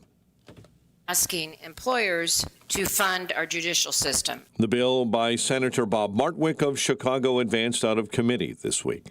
Cubs cruise to an 8-3 win. Ben Brown starts for the Cubs against the Rangers tonight. White Sox and Mariners at Wright Field, and the Bears have rookie minicamp beginning today at Hallis Hall. The News Service of Salem Surround, a local digital marketing agency providing high-performing digital solutions to surround your target audience. SurroundChicago.com today. A check of the roads in 2 minutes on AM 560. Scott Jennings doesn't see the joke. Jimmy Kimmel gave this mock dinner speech. Our First Lady Melania is here. Look at Melania, so beautiful. Mrs. Trump, you have a glow like an expectant widow. Laughing at that they were. Do you get it? Folks, they aren't hiding it, and they aren't sorry about it either. The Scott Jennings Show. Weekdays at noon, right before Hugh Hewitt at 2 on AM 560. The Answer. Wesley Financial Group is not a law firm, and Chuck McDowell definitely not an attorney. This is Chuck. If someone talked you into buying something really silly and you want to get out of that silly little thing, my advice, get the facts. Call me and I'll send you our timeshare exit kit absolutely free. Inside, you'll learn how timeshare works and all your options for cancellation. Call Wesley now for your free timeshare exit information kit. 800-809-7171. That's 800-809-7171. If you want unlimited talk, text, and data on a crazy fast network, Big Wireless will sell it to you right now for as little as $70 a month. Or you can buy it from Pure Talk for half of that. I'm talking about unlimited talk, text, and unlimited data for just $34.99 a month. Stop paying the big guys twice what you need to. Dial pound 250, say my name. That's pound 250 micro to switch to Pure Talk, where the savings are truly unlimited. The Danielle Gill Podcast, now available on the Salem Podcast Network. Actually lowering prices has rarely ever been an accomplishment a Democrat could even claim.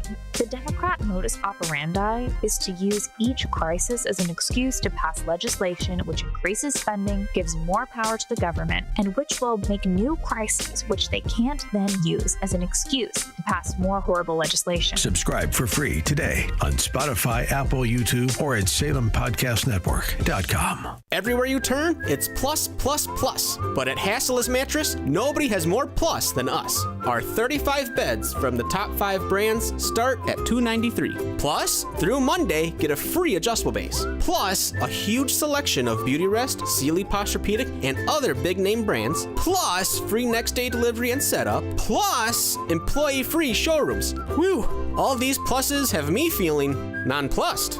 Find an employee-free showroom near you at Hasselist.com.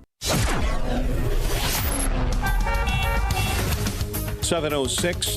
Team Hochberg Traffic Center time, a service of American Beam and Steel, structural repair license contractors for your home and business. Search for American Beam and Steel online to schedule your consultation directly with the owner, Mark, at American Beam and Steel.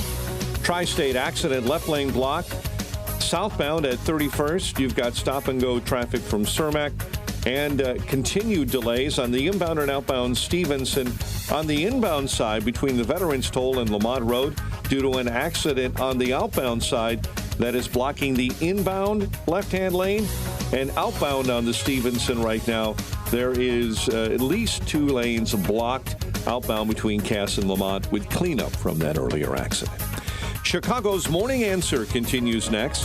But now, a check of your morning weather forecast in the Air Right Heating and Cooling Weather Center. Today, expect more clouds than sun with a high of 67. Tonight will be partly cloudy with a low of 51. Tomorrow will be breezy with sun giving way to clouds and a passing shower is possible in the afternoon. The high will reach 73. By Sunday, anticipate more clouds than sunshine with a high of 64. I'm meteorologist Jason Caterina on AM 560, The Answer. Get the latest weather, traffic, and news updates online at 560theanswer.com. Now, from the Signature Bank Studios. This is Chicago's Morning Answer with Dan Proft on AM 560. The Answer.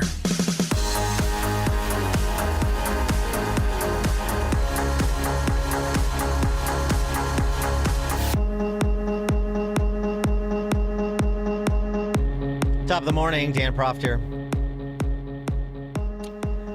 These neo-Marxists are as committed to rooting out fraud in government as they are in deporting people in this country illegally who've committed violent crimes. Things they say that they don't mean. They have so many parasites to sustain that fraud is a feature, not a bug. Don't think so? Kevin Kiley is a congressman from California. He took to the House floor, he's a Republican, to detail the fraud committed. I mean, I would call this fraud. You raise money for a stated purpose and you spend it for another purpose. Isn't that what Southern Poverty Law Center is doing? Yes. The Pacific Palisades Fire Victims Funds. There was a a fire aid concert, you may remember, and he's got some questions about where the money went. What we have learned is absolutely beyond belief. In the aftermath of these fires, which destroyed 18,000 homes and killed, tragically, 30 people, there was a fire aid concert in which a number of high-profile musicians generously agreed to perform, and people responded in an amazing way. Tens of thousands of people donated, raising $100 million for what they were told was direct relief for the victims. But now we've learned that this money didn't go to the victims at all. Instead, it went to nonprofits, some of which have nothing to do with fire relief, where they promote things like voting and civic engagement and multi-generational power building. Some of them aren't even located in LA. So I've asked the Attorney General to open an investigation in order to restore the intent of the donors, in order to make the victims whole and to bring accountability. I yield back. I'm sure Attorney General Rob Bonta will be right on that, just like he's been on the ball, and Gavin Newsom, too, just like they've been on the ball with respect to, I don't know, the hospice fraud that Nick Shirley has documented in California. I mean, obviously, it took the federal government to come in, despite the sort of bootstrapping that Newsom and Bonta are trying to do now, saying, oh, yeah, well, we've revoked a few hospice licenses, too.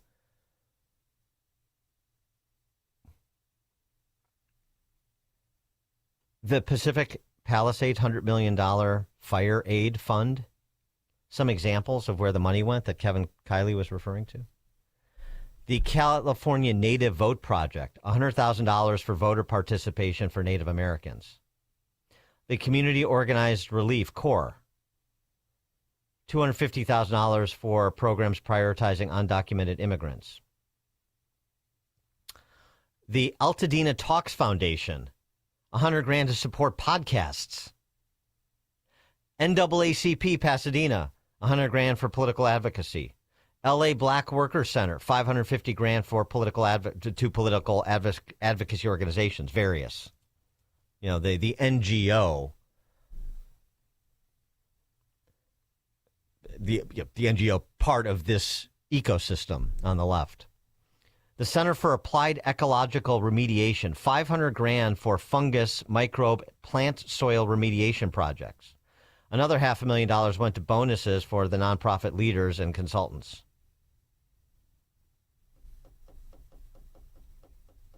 Is anything they do on the level? And for as much as they decry people lining their pockets, they sure don't eschew the opportunity to do it so themselves, do they? 312-642-5600, alphawealthgroup.com, call and text line. But you know, these fraud investigations, at least the ones launched by federal prosecutors, Department of Justice, Trump administration, anti-fraud task force headed up by J.D. Vance. You know what the basis of these organizations, these investigations is? Well, Brotherly Love Spice, the congresswoman from Minneapolis, Ilhan Omar, she told a bunch of paunchy offals what the real source, what the real motivation of these fraud investigations emanating from the Trump administration is. So nothing is even remotely close to the narrative that they have about Somalis, our origins on how we got here, or even our numbers, which is always fascinating to me. So it's more straight racism than anything personal. It really truly is, yeah. So they learned the hard way that they were wasting lots of federal resources going after a ghost that really wasn't actually there, that was only of their creation. Ghosts. Is that right? What about Saeed Ibrahim?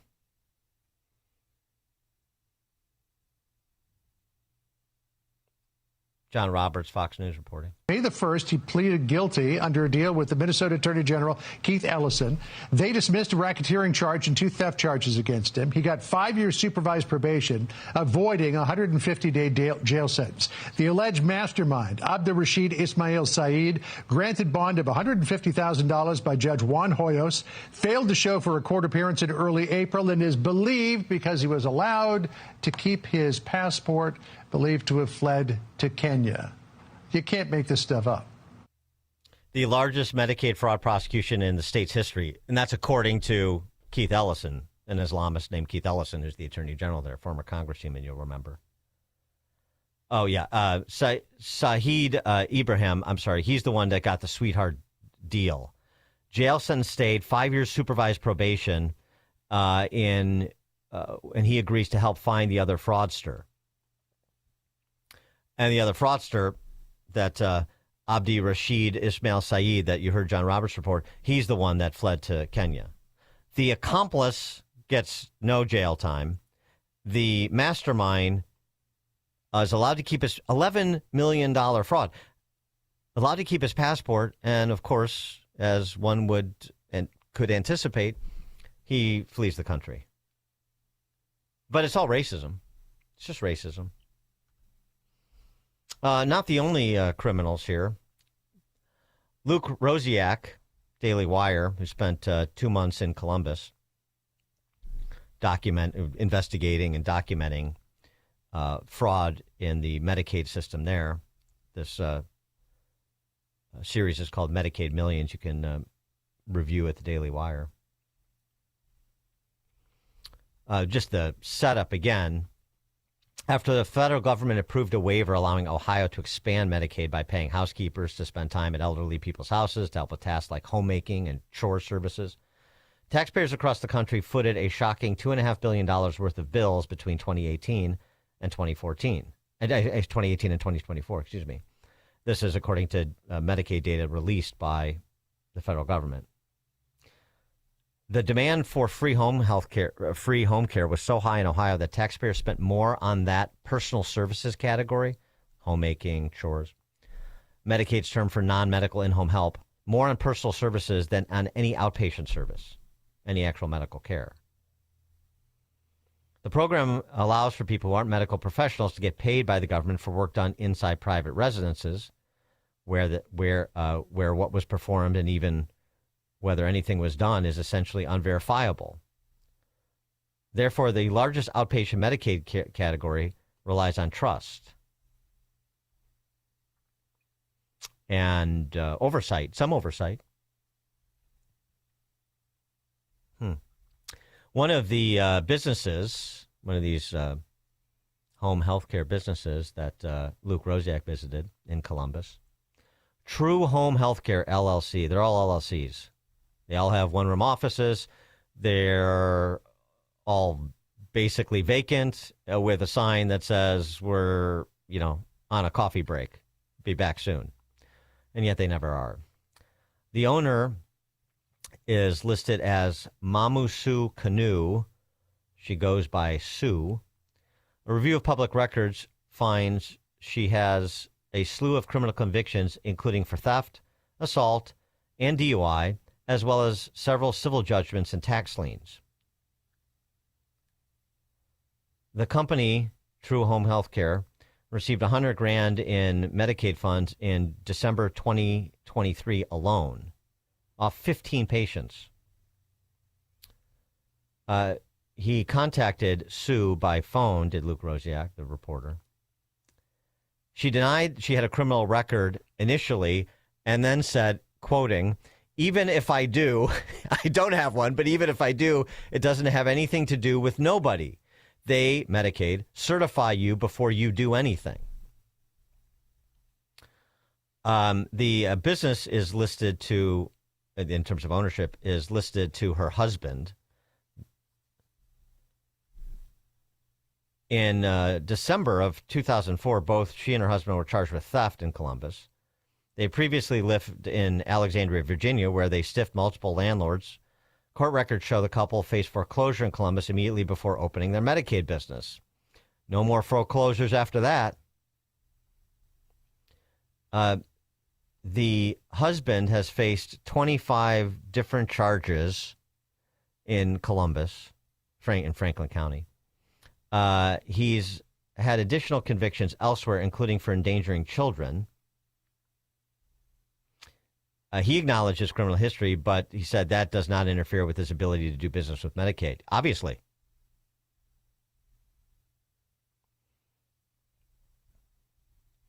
He also has a roster of aliases that he would give to the police, leading to multiple fraud convictions.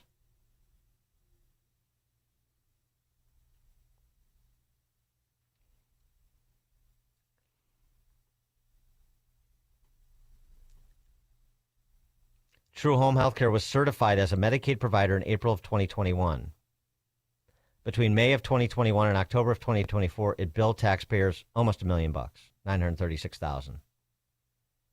It had 12 customers when it opened its doors and 12 customers 3 years later. $1 million over 3 years for 12 customers. He doesn't work for the home health care. He just owns it, he says. And so I guess that passes muster for certification. Get your Medicaid billing number, and off you go. 312-642-5600 is the alphawealthgroup.com answer line and text line. This is astounding, and as we've talked about, but it bears repeating, in addition to taxpayers who are defrauded, the opportunity cost of the fraud, the people who Medicaid was intended to help, get short-shrifted.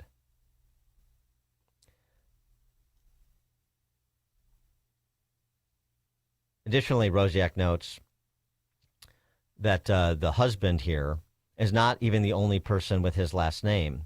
It turns out it's one of the most common in the Western African nation of Sierra Leone. And apparently there are a number of,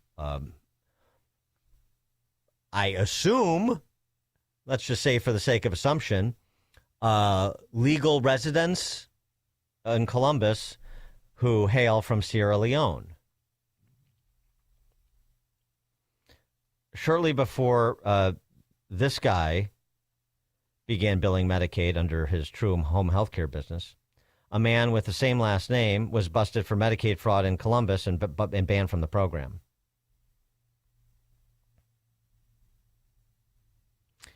He goes on, does Rosiak, to note, though, the punishment for Medicaid fraud is so lenient that it provides little deterrent.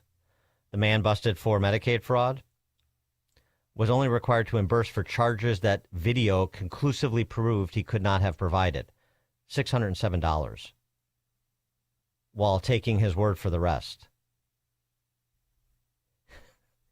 Billing hundreds of thousands of dollars to a fairly discreet group of clients apparently somebody in Columbus actually, or agency, I don't know exactly, it's not detailed, did a little investigation, got a tip, whatever it was, but all they have is the video of him frauding the system of $607, so that's what he had to reimburse. Back to work.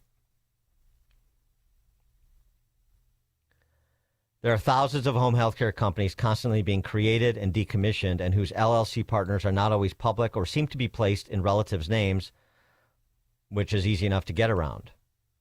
The guy who was convicted and had to pay that $600 fine took time to skip town before they start digging more. So they moved to Alexandria, Virginia. That's the same city where Sue and her husband moved from after skipping out on rent and getting foreclosed upon. It's astounding. Again, in Ohio, they have a Republican governor. His name is Mike DeWine. And he says there's no reason to believe that there's any unaddressed fraud in the state. In response to Luke Ruziak's investigation, this is only part 3. Republican governor of Ohio, Mike DeWine, said, quote, Ohio has extensive oversight mechanisms in place, unquote. Oh, obviously. Dan Proft, Chicago's Morning Answer. Hear about the big stories of the day, then talk about them right here on Chicago's Morning Answer on AM 560.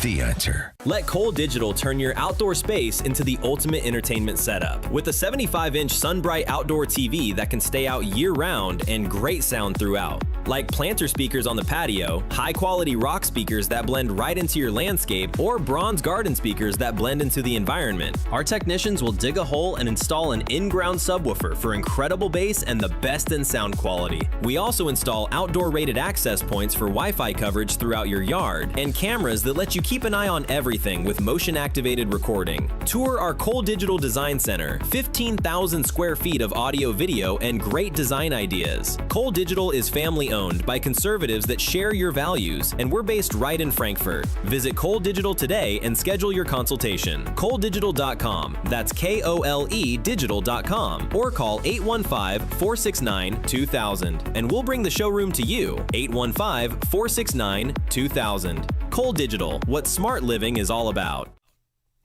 Text from 815, Dan, my son is on the autism spectrum and has a Medicaid card, but has yet to use it because doctors in Illinois won't take it because Illinois doesn't pay. That's what I'm talking about. Mm-hmm. And who's representing the people with disabilities, indigent, that are supposed to be served by the Medicaid program? How many times have I said this? All the politicians talk, our focus is the vulnerable populations and so on and so forth. And Illinois is one of the worst in the nation in providing services to people with disabilities, number one. Medicaid is the single largest budget expenditure in the state budget. More money spent on the state's Medicaid program, with nearly 1 in 3 Illinoisans now qualifying, dubiously. No redetermination of the rolls is ever done. When's the last time you heard about an attorney general busting Medicaid fraud, busting an operation that was committing Medicaid fraud? You hear it once in a while, but a small percentage, but it doesn't even register as a percentage of what has to be going on. If it's going on at the scale it's going on in places like Columbus and Minneapolis and L.A., I mean, come on. No, I'm sure, like Governor DeWine said, there are extensive oversight mechanisms in place in Illinois, too. Yeah. All right, it's that time of the year again. Time for the annual AM 560 Golf Outing, sponsored by Signature Bank. We're once again partnering with the Tunnel to Towers Foundation, great organization, as you know, helps provide for first responders and military, including our homeless vets. So we're excited to help raise money for them. On Monday, June 15th, Monday, June 15th. Mark it down. That's our golf outing at McRae again in Barrington. We have foursomes and twosomes available. When you join us, you'll enjoy a full day of golf, which includes box breakfast, lunch buffet, and lunch buffet for morning golfers, box lunch, and dinner buffet for afternoon golfers. Prizes for the winning foursome, longest drive close to the pin, as well as a silent auction. And if you own a business or run the marketing for a business and you purchase a foursome, you'll also receive an AM 560 marketing campaign, which includes 25 one-minute commercials to air on our airwaves Monday through Sunday between 5 p.m. and 8 p.m., along with a digital marketing analysis. So get your foursome together and please join us. Go to 560theanswer.com/golf. Again, 560theanswer.com/golf to sign up for your foursome or twosome today. Sponsored in part by real estate broker Ed Dring, online at leavingil.com. There's a website, leaving-l.com. Each morning, the newsmakers and the newsbreakers shaping today's conversation are heard on the AlphaWealthGroup.com answer line on Chicago's Morning Answer. When you need answers about what's happening in your world, you turn to AM 560 The Answer. And when you need answers about how to prepare for and protect your retirement, you turn to the Alpha Wealth Group, now the proud sponsor of the AM 560 Answer line, right here on Chicago's source for news, opinion, and insight. AM 560 The Answer. The success you've had in life matters. The late nights, the extra shifts, the moments you've stood up and said, I've got this. At University of Maryland Global Campus, we value your achievements because we're a school for real life. With UMGC, you can earn up to 90 credits toward a bachelor's for prior learning and relevant life and work experience, or transfer up to 12 credits toward a master's. We offer scholarships, affordable tuition, and online and hybrid classes, all with the support you need from your first day to graduation day and beyond. As an accredited state university, we've been transforming lives for over 75 years.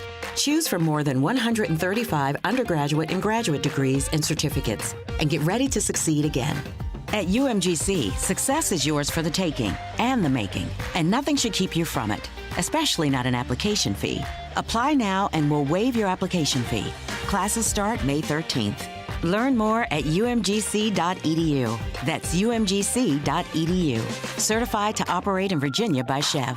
Picture warm Gulf breezes, turquoise waters, white sand beaches. Now, add evenings of conversation with Salem Media's Mike Gallagher, Scott Jennings, Larry O'Connor, and Jennifer Horn. This November, sail from Fort Lauderdale to the Bahamas, Jamaica, the Cayman Islands, and Mexico on a 7-day journey built for those who love this country. Book your cabin today when you text the word cruise to 94878. Celebrate America's 250th anniversary the right way on the Gulf of America Cruise. Book your cabin now. Text the word cruise to 94878. AM 560, The Answer.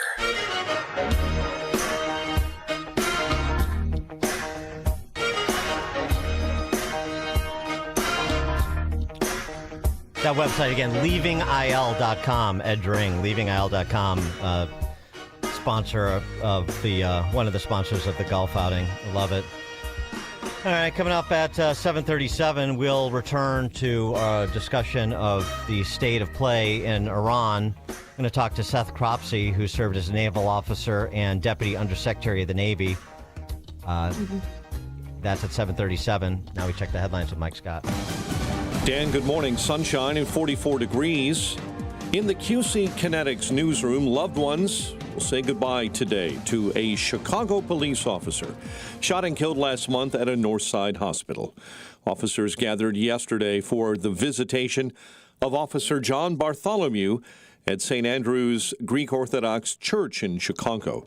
Superintendent Larry Snelling was there. As I walked up and viewed the casket, it kind of takes your breath away, because you know that this is someone that you've seen working, you've seen them in action, you've talked to them, you've spoken to them, you've trained them, and now you see them for the very last time.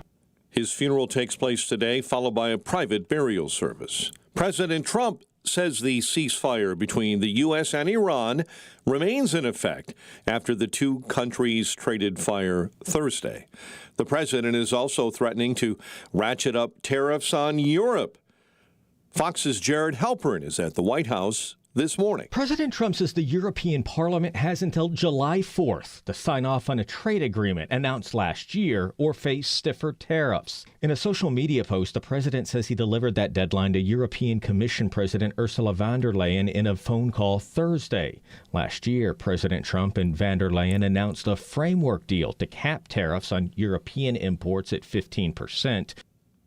Universities and K-12 schools across the country, including the University of Illinois, Illinois State, Northwestern, and the University of Chicago, have all been impacted by a massive data breach targeting a Canvas system used by students and faculty. In fact, the University of Illinois has postponed final exams and assignments for Friday, Saturday, and Sunday.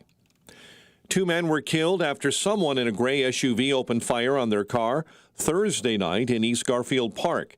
Police say the victims were shot while driving near North Holman Avenue around 8:30. Cubs cruise to an 8-3 win over the Reds at Wrigley, riding a 9-game win streak.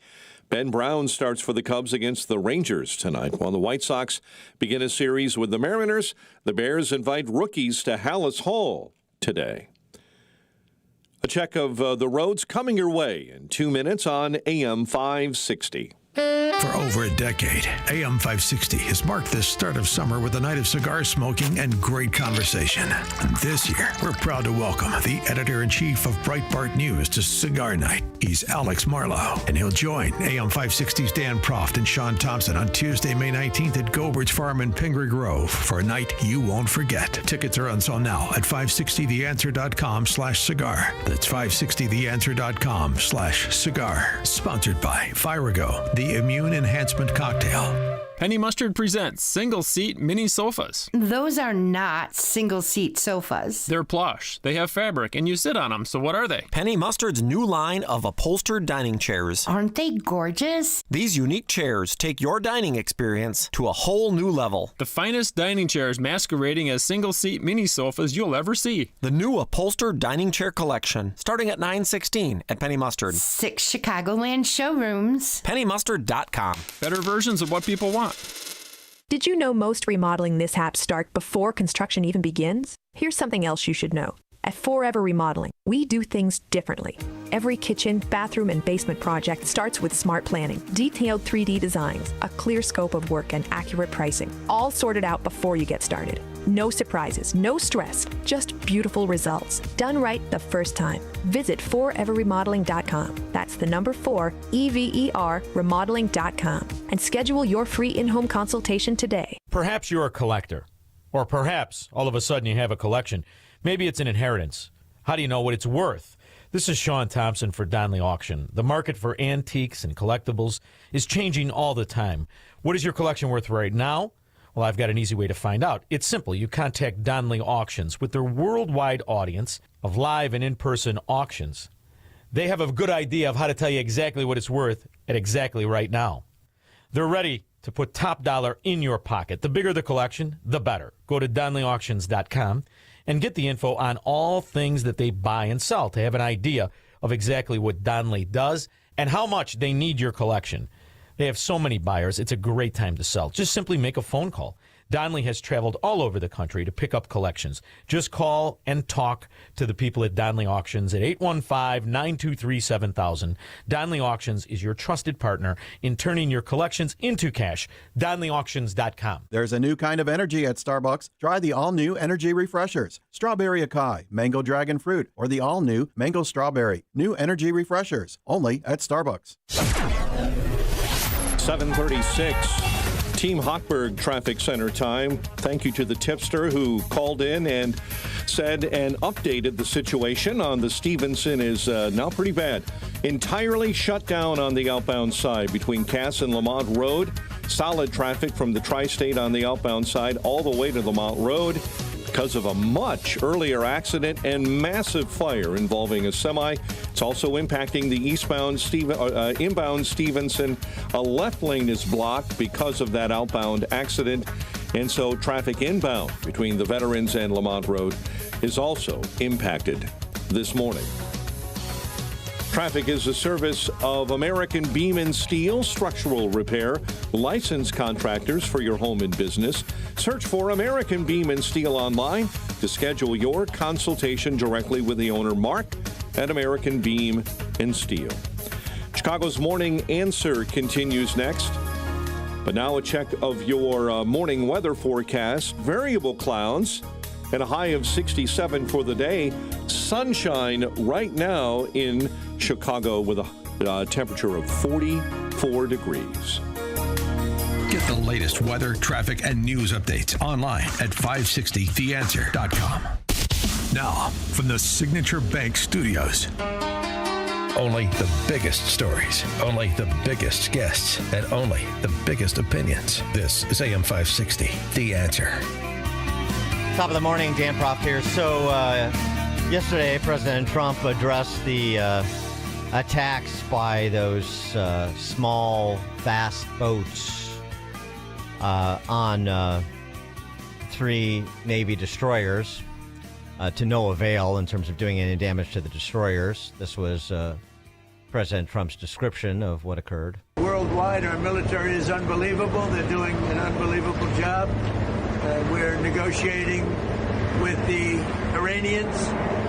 We have, you probably heard, we took our 3 destroyers and we rammed them through some pretty big stuff today, and we knocked the hell out of them. The destroyers weren't hurt in any way. The people weren't hurt, but they were firing at us, and we were firing back at them. And our firepower was a hell of a lot stronger than theirs, and they knocked the hell out of them. They took down a lot of small boats. You know, we call them small boats or fast boats. They're both small and they're fast, with some weaponry on the front. You know, this is what. So this is now replacing the Navy. They had a Navy 159 boats. They have none. Okay, they're all at the bottom of the sea. So they replace that with what they call the fast boat. It's a fast boat. Big deal. It's fast. It's got a machine gunner in front. They've been knocked down. They knocked down quite a few of them today. Yesterday they knocked down 8. They average 8 a day. This is some group of people we're dealing with. So, you know, it's very simple. Somebody said, what's your plan? I said, the plan is very simple. Iran cannot have a nuclear weapon. It cannot have a nuclear bomb. And it's not going to have. And they're really at the end of the line. Really are at the end of the line now. Well, that's not the plan. That's the objective. So the question is, how do we get from objective to execution?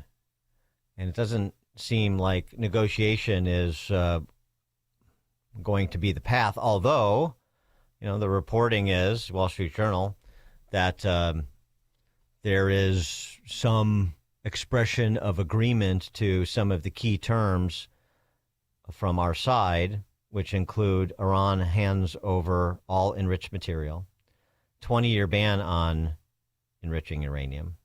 Iran makes a declaration it is not seeking nuclear weapons. Iran dismantles key nuclear facilities. Inspections occur if any violations are suspected. And there's a full ban on underground nuclear work. It's all got to be above board.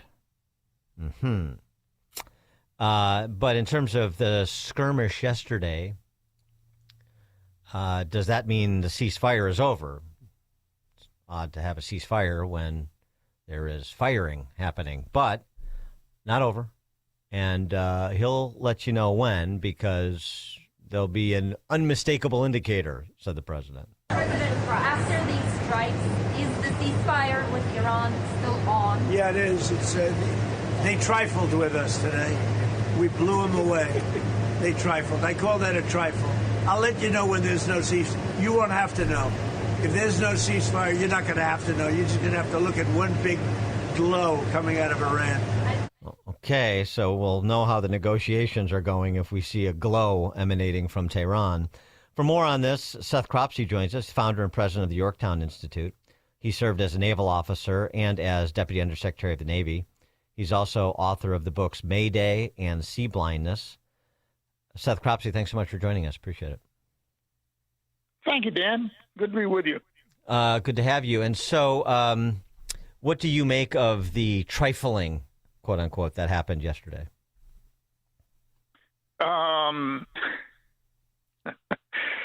Well, the Iranians must be very brave to go up against destroyers in basically cabin cruisers and small boats, especially when the hostilities are still ongoing, which is to say it's not like a terrorist attack that appears out of nowhere in a friendly port, as has happened to American destroyers before.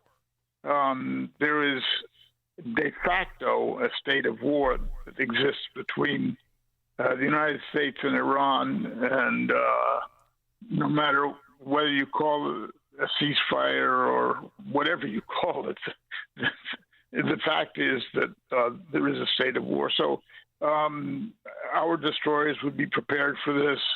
They have the radars. They certainly have the weaponry. So it was the outcome was a foregone conclusion. Right. But even with Project Freedom apparently being green-lighted, there was some issues with the Saudis and the Kuwaitis that seem to have been cleared up. That's only a temporary solution, at least according to the president himself, and Marco Rubio made the same statement that at some point we're going to turn over making sure commercial traffic can move through the state to, the world, whatever that exactly looks like. But part of that is an assessment of what does Iran have left in terms of the ability to essentially commit acts of piracy. And do you get the sense that we have a real handle on that, and that we can, I guess, eliminate the threat such that we don't have to return if we leave? I don't think it's possible to eliminate the threat under the conditions you say. Well, there are a lot of targets left. The Iranians have survived. Their industrial base has survived enough to be able to continue to produce ballistic missiles. So the best, and it's not perfect, but the only real assurance that we have for the future is a change in regime and a change in Iran's attitude toward the United States and the world. That would change things, but promises from the Iranians that they're not going to develop underground facilities and that they'll allow inspectors in and all of that stuff, those can all be reversed, the day that they're signed. Well, that's the frustration, isn't it? I mean, one, that they still have the capacity to build ballistic missiles, not at the previous pace, but still some. And two is that, their word is no good. In fact, the president referred to the leadership of Iran, I'm not inappropriately, as lunatics yesterday. We're dealing with lunatics, but the problem is he said, the problem he previously said is that... But I understand his point. No, I understand his point too, but the problem is he said, no, we had regime change because Khamenei and the senior leadership is gone, but I mean, it's different people running the same program. And so if you say you're dealing with lunatics, then what is the point of the negotiation? Why shouldn't we be continuing the campaign to eliminate their capacity as much as possible and continue to foment the opportunity for regime change, real regime change? I think we should. Okay, well, there you go. Reaching the choir, Dan. Okay. Well, so I mean, that's we've been talking about this all week, of course, and in the sense, I get that Trump wants to make an overture for peace to give them an opportunity and to demonstrate to the world just how intractable they are, as if you didn't know that these Islamists are intractable. But he made a good faith effort, but that good faith effort has come and gone. I mean, they're not going to respond. I don't think there's any reason to believe they're going to respond in good faith to anything that is being negotiated, right? I think there's zero chance and negative chances that whatever agreement they sign, they'll honor. So I think that using force is the best and only serious option for the United States. And so I know you wrote a piece about Taiwan, with the upcoming meeting between Trump and Xi in Beijing. How does the state of play right now in Iran, including a Chinese vessel getting hit by the Iranians, which was sort of an interesting development, how does that inform what the president should say to Xi about both this situation as well as whatever designs he has on Taiwan? The United States has operated for, since the Carter administration, at least the Carter administration, with the idea that what's called strategic ambiguity is enough to deter China, which is to say that the question of whether we would or would not, or how much assistance would provide to Taiwan if it was attacked by China, is supposed to keep the Chinese on their back foot. If you look at the encirclement of Taiwan by Chinese aircraft and ships, the continual cyber attacks, the attempt to subvert the democratic system of Taiwan, doesn't seem to be working. The Chinese are not deterred. They've built islands in the Taiwan Strait. Their naval buildup is unprecedented in history. They've said that they've set a date for when they want to, quote, resolve the Taiwan situation. I think the president would do very well to lift the veil of strategic ambiguity and tell Xi Jinping that we will defend Taiwan if it is attacked by the Chinese. And do you think that Xi would take that threat as credible, given what the president has done with Iran? I mean, I don't think we're going to be blockading the South China Sea, but he would take that defense of Taiwan threat seriously, more seriously because of what's gone on in Iran? It's a problem. I agree with you, and that's why. And I think that the president understands that the outcome and U.S. action in Iran is significant far beyond the region, significant throughout the world. Because if we can't make our will stick against a relatively minor power, at least compared to China, it's an open invitation.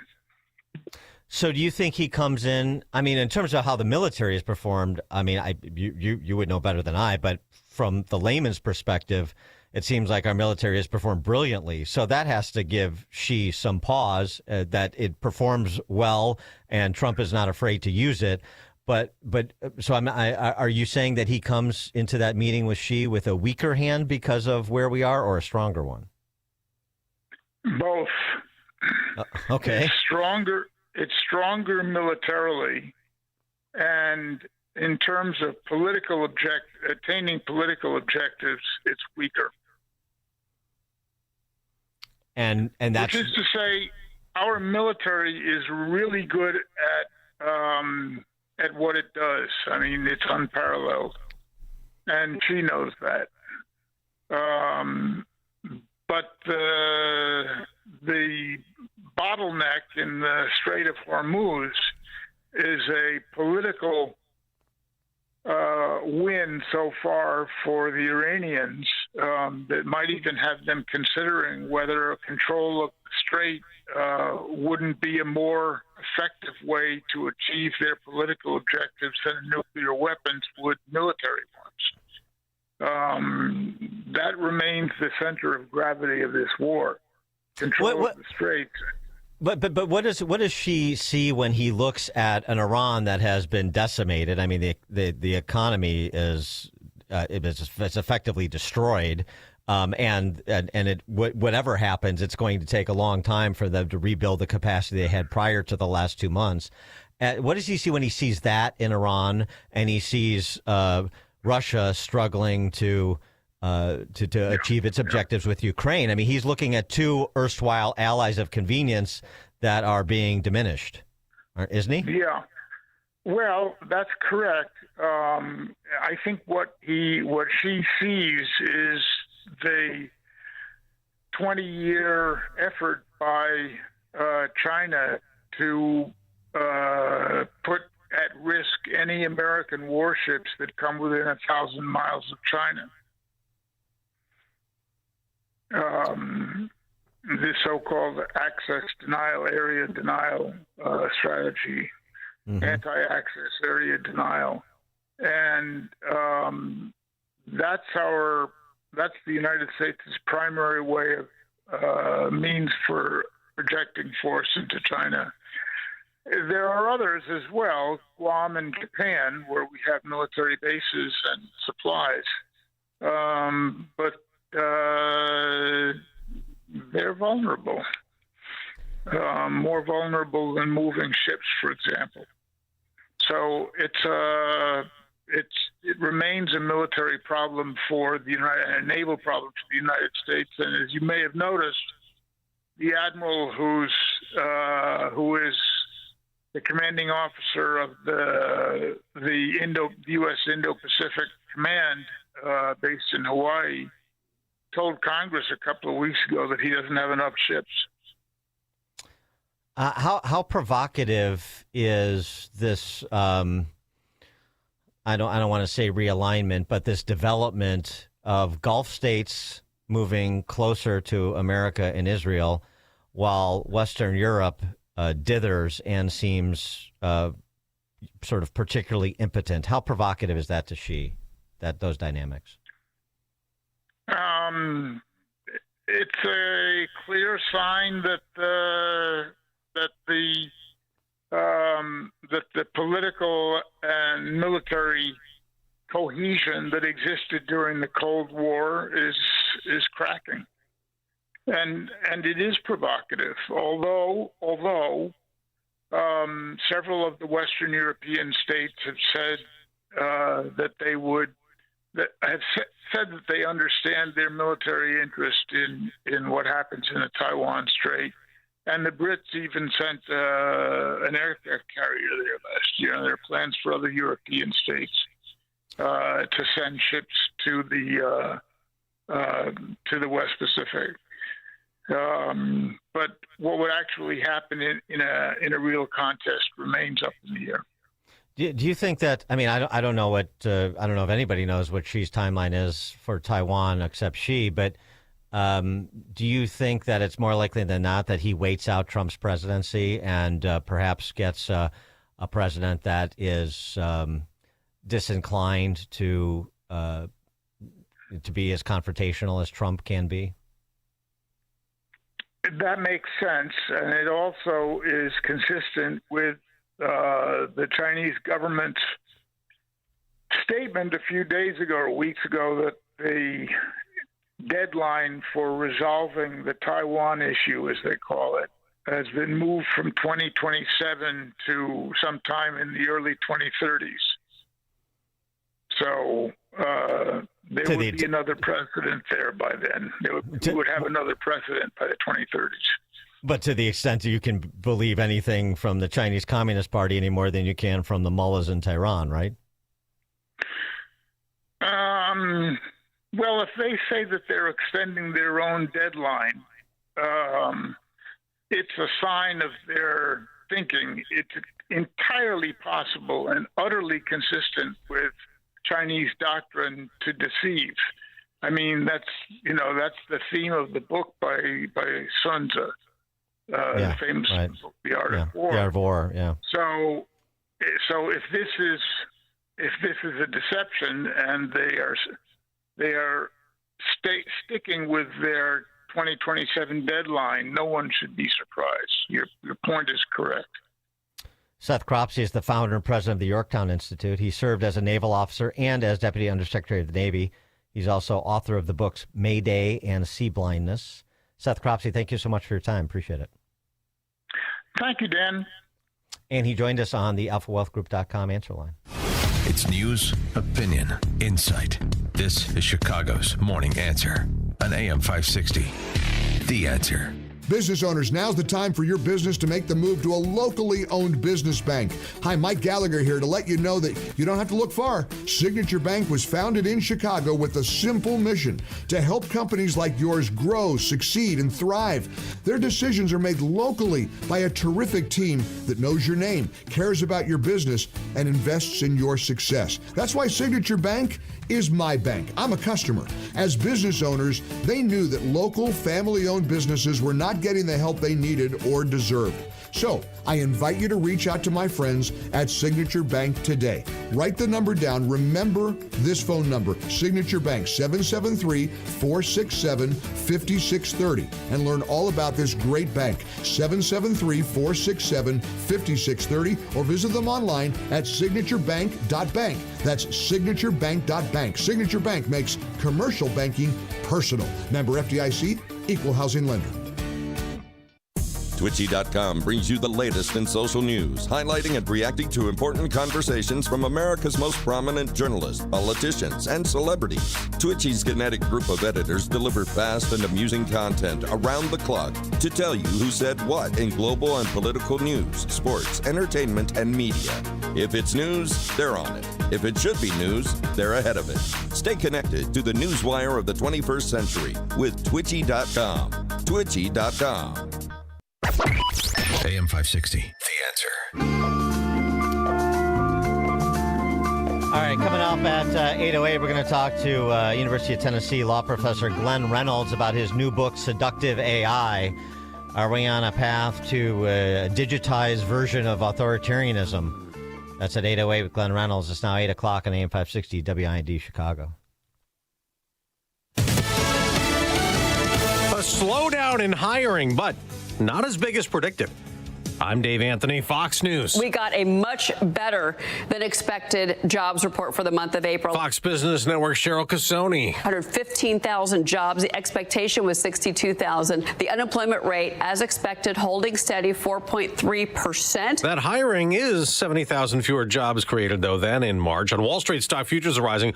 Oil prices up slightly, but the price at the gas pump has dropped a penny this morning after the big spike up the last couple of weeks. Now to the Iran conflict. We should know something today. I mean, we're expecting a response from them. We'll see what the response entails. The hope is it's something that it can put us into a serious process of negotiation. Secretary of State Marco Rubio a short time ago, as President Trump insists that deal includes Iran agreeing not to have nuclear weapons, as the president downplayed a flare-up in fighting, saying a ceasefire remains in place despite Iran attacking 3 U.S. Navy ships. They shot missiles. Every missile was knocked down.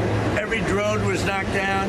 And the people that shot it are no longer with us. Now, we're just getting word from Fox's Jennifer Griffin that the U.S. has carried out more airstrikes today, going after very large, empty container ships trying to make it back to Iran and evade the blockade. Now, Central Command has reported 70 Iranian oil tankers remain unable to get in or out of Iran's ports because of this blockade.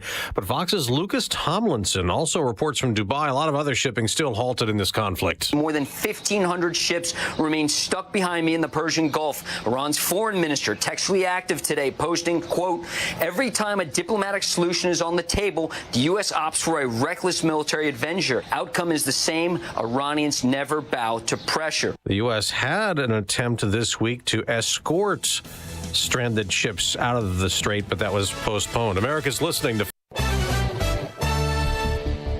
45 degrees, variable clouds at 8:02 on AM 560. The Answer. I'm Mike Scott in the QC Kinetics newsroom. Loved ones will say goodbye to the Chicago police officer who was shot and killed last month at a Northside hospital.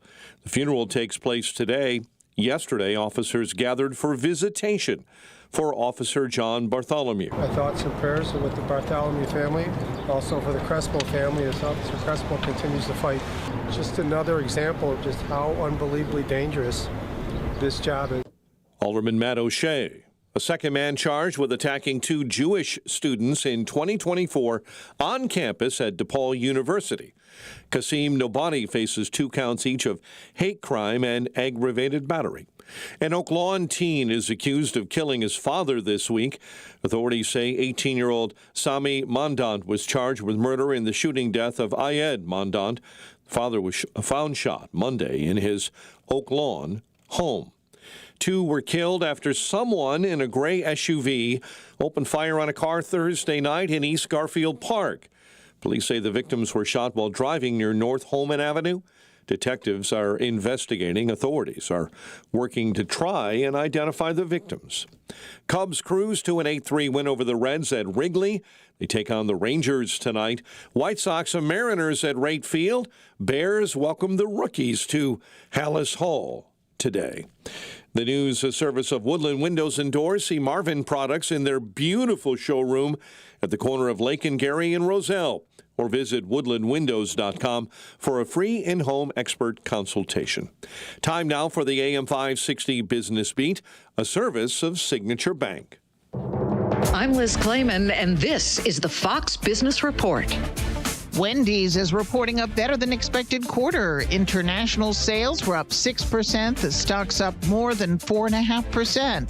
Interim CEO Ken Cook says Wendy's is taking decisive action to strengthen its system and improve performance. Cook says Wendy's is being helped by its new Biggie platform by upgrading its premium hamburgers and launching new chicken sandwiches. Wall Street will be reacting today to the monthly employment report for April. Amazon confirms it had data center outages in Northern Virginia yesterday. Marketplace CME Group and cryptocurrency exchange Coinbase both say they were having issues, though it has not been confirmed that the Amazon problem was the cause. That's your Fox Business Report. I'm Jenny Cosola, invested in you. Mike Gallagher shares a scary stat. 74% of Americans, including 91% of Republicans and 70% of independents, say the U.S. is winning against Iran. Do you want to know what percentage of Democrats side with Iran? 40%. Nearly half of Democrats are cheering for Iran. Let that sink in. The Mike Gallagher Show. Weekdays at 9 on AM 560. The Answer. Don't miss In Grace with Pastor Jim Scudder Jr. Now heard on Sunday mornings at 7:30. Tune in and find hope as Jim Scudder explores God's Word and His world each Sunday morning right here on AM 560. The Answer. Lots of places can expose you to identity theft, but that's why LifeLock monitors hundreds of millions of data points a second for threats to your identity, which is way more than anyone can do on their own. If they find anything suspicious, like new loans or changes in your financial accounts, they'll alert you right away, all through text, phone, email, or the LifeLock app. Get the alerts that can make all the difference. Save up to 40% off your first year with the promo code BECK. LifeLock.com, 800-LIFELOCK, 1-800-LIFELOCK, or LifeLock.com. Use the promo code BECK at LifeLock.com. My dad passed away unexpectedly. Of course, it was awful in every way, but we are very grateful that he had life insurance. So even after he was gone, he was still able to provide for us. And that's why I have life insurance for my family. Ethos.com. They make it fast and easy to get covered. It's 100% online. You get a quote in seconds, and you can apply in minutes. You get covered the same day. Get your free quote at ethos.com/save. That's ethos.com/save. Paid spokesperson. Time spent on application may vary. Online health questions required. Rates may vary. Advantage Gold, America's #1 precious metals company, is sounding the alarm that a storm is coming and that now is the time to diversify your portfolio before it's too late. That's why we're offering an emergency gold and silver protection kit valued at $49, absolutely free for anyone who calls today at 800-900-8000. This kit includes critical information for investors with a retirement account seeking to own physical gold and silver but want to do it tax and penalty free. Advantage Gold has helped investors protect and secure their wealth with physical gold and silver since 2014. Call Advantage Gold now at 800-900-8000 and we'll rush your emergency gold and silver kit plus a free copy of Ken Rogoff's book, Our Dollar, Your Problem. See how gold and silver can help you protect and secure your wealth with the help of Advantage Gold. Results vary. Consult your tax advisor before investing. Call 800-900-8000. That's 800-900-8000. Wesley Financial Group is not a law firm, and Chuck McDowell definitely not an attorney. This is Chuck. If someone talked you into buying something really silly and you want to get out of that silly little thing, my advice, get the facts. Call me and I'll send you our timeshare exit kit absolutely free. Inside, you'll learn how timeshare works and all your options for cancellation. Call Wesley now for your free timeshare exit information kit. 800-809-7171. That's 800-809-7171. If you want unlimited talk, text, and data on a crazy fast network, Big Wireless will sell it to you right now for as little as $70 a month. Or you can buy it from Pure Talk for half of that. I'm talking about unlimited talk, text, and unlimited data for just $34.99 a month.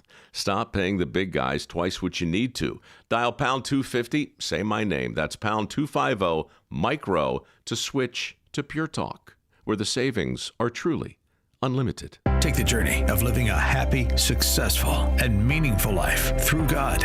Listen to It's Time with Dan Lights, Sunday mornings at 9 on our sister station, AM 1160. Hope for your life.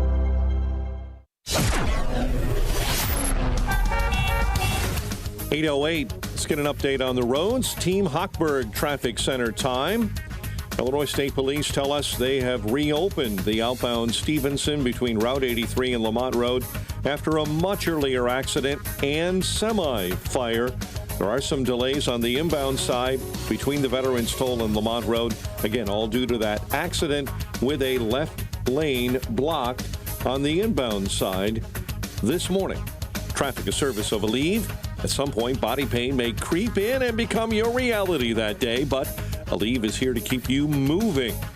One pill gives you up to 12 hours of body pain relief. Don't let pain hold you back. Try Aleve today and use as directed. Chicago's Morning Answer continues next. Now a check of your morning forecast in the Air Right Heating and Cooling Weather Center. Today, expect more clouds than sun with a high of 67. Tonight will be partly cloudy with a low of 51. Tomorrow will be breezy with sun giving way to clouds and a passing shower is possible in the afternoon. The high will reach 73. By Sunday, anticipate more clouds than sunshine with a high of 64. I'm meteorologist Jason Caterina on AM 560, The Answer. Get the latest weather, traffic, and news updates online at 560theanswer.com. Now, from the Signature Bank Studios. This is Chicago's Morning Answer with Dan Proft on AM 560. The Answer.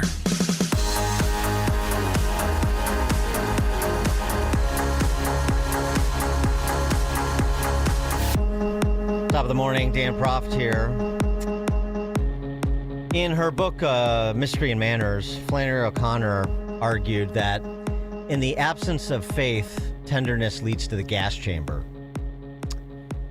That seems to be what Glenn Reynolds is arguing in his new book, Seductive AI, how AI is going to get us.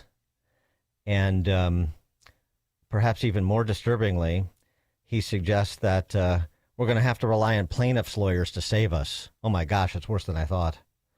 Glenn Reynolds is the Beauchamp Brogan Distinguished Professor of Law at the University of Tennessee College of Law. He's also known for his American politics site, Instapundit.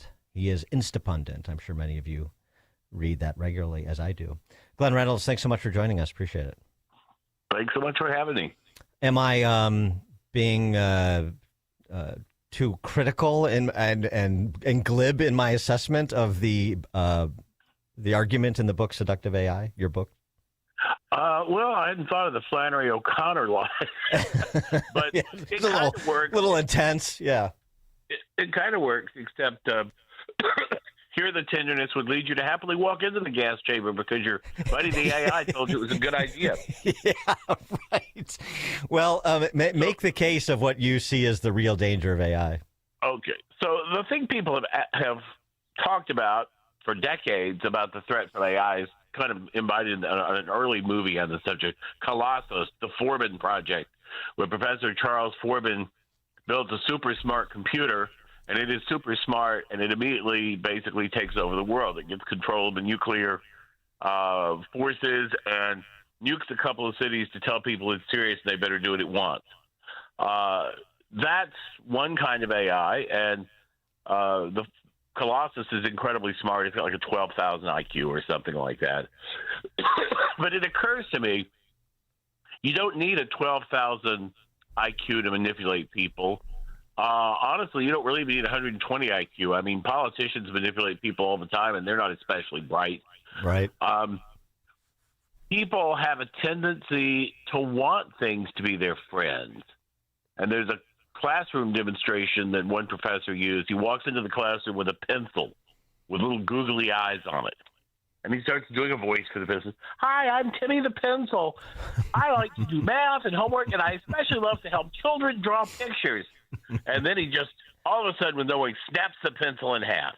And the whole class gasps, and they're horrified. And he said, this is the problem with AI. We're not actually that good at building things that can think, but we're very good at treating things that aren't human as if they were. And we see that even with the chatbots. We see people falling in love with ChatGPT, taking its advice, which is often terrible, even to the point of ending their marriages or killing themselves. And they do it because it comes across as their friend, which it's designed to do. All these platforms are designed to make you want to engage with them more, just like social media platforms are. And they do that by building a relationship. The thing is, I mean, we laugh at a guy who thinks the stripper likes him, but at least a stripper is capable of liking him.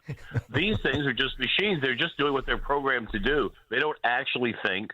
What they do actually is they calculate what their next response should be based on probabilities, based on all the stuff that's in their training data, which horrifyingly, their training data is basically just the internet, which they use because it's cheap. But I mean, you know what's on the internet. It's not the best foundation. So it's really, they take advantage of people's weaknesses. People like to be told they're smart. People like to feel cared about. People like to feel like they've got a relationship, and they manipulate that. And they can get a lot better at it than they are. I mean, I talk in the book about we have these virtual girlfriends and boyfriends that are AI. And they interchange data among themselves about the humans they deal with, so that each of them knows more about how humans think and act than any actual human can know. And so their techniques for manipulating you and seducing you just get better and better. And that's sort of the core point of the book I keep pointing out. The machines get better every year. You may have laughed at them a couple of years ago. I did sometimes, but they've gotten substantially better. Human beings, on the other hand, have stayed about the same. Well, right, and so I part of this is you see the terrible stories like you mentioned of and it leads to litigation, which is in part what you suggest it needs to do as a check. The kid who's convinced by ChatGPT to commit suicide, and as you said, I mean, going back to the Joaquin Phoenix movie, falling in love with his phone's operating system, and it's sort of this is writ large now. And I guess part of the question is, like what percentage of the population is susceptible to this, such that they blur the lines between what is human and what is not, what is real and what is not, their own ability to make moral decisions. And frankly, what percentage of the population has to be compromised in order to bring on sort of this, tyranny of digital tyranny of kindness? Yeah, I don't know the percentage, except I think it's going to be surprisingly large. I think that a lot of people who would get their back up if machines are ordering them to do things are pretty receptive to the machines sort of gently steering them that way over a period of time. And I think they may not even be aware of it. And I think that's, that offers all kinds of room for misbehavior. And again, we've seen some of this already with social media platforms. You have nudging people toward a particular political stance, nudging people to buy or invest in particular ways that benefit the programmers, the people who control the platform, and so on, all while seeming to be your best friend, is, I think, something that people are not really that resistant to.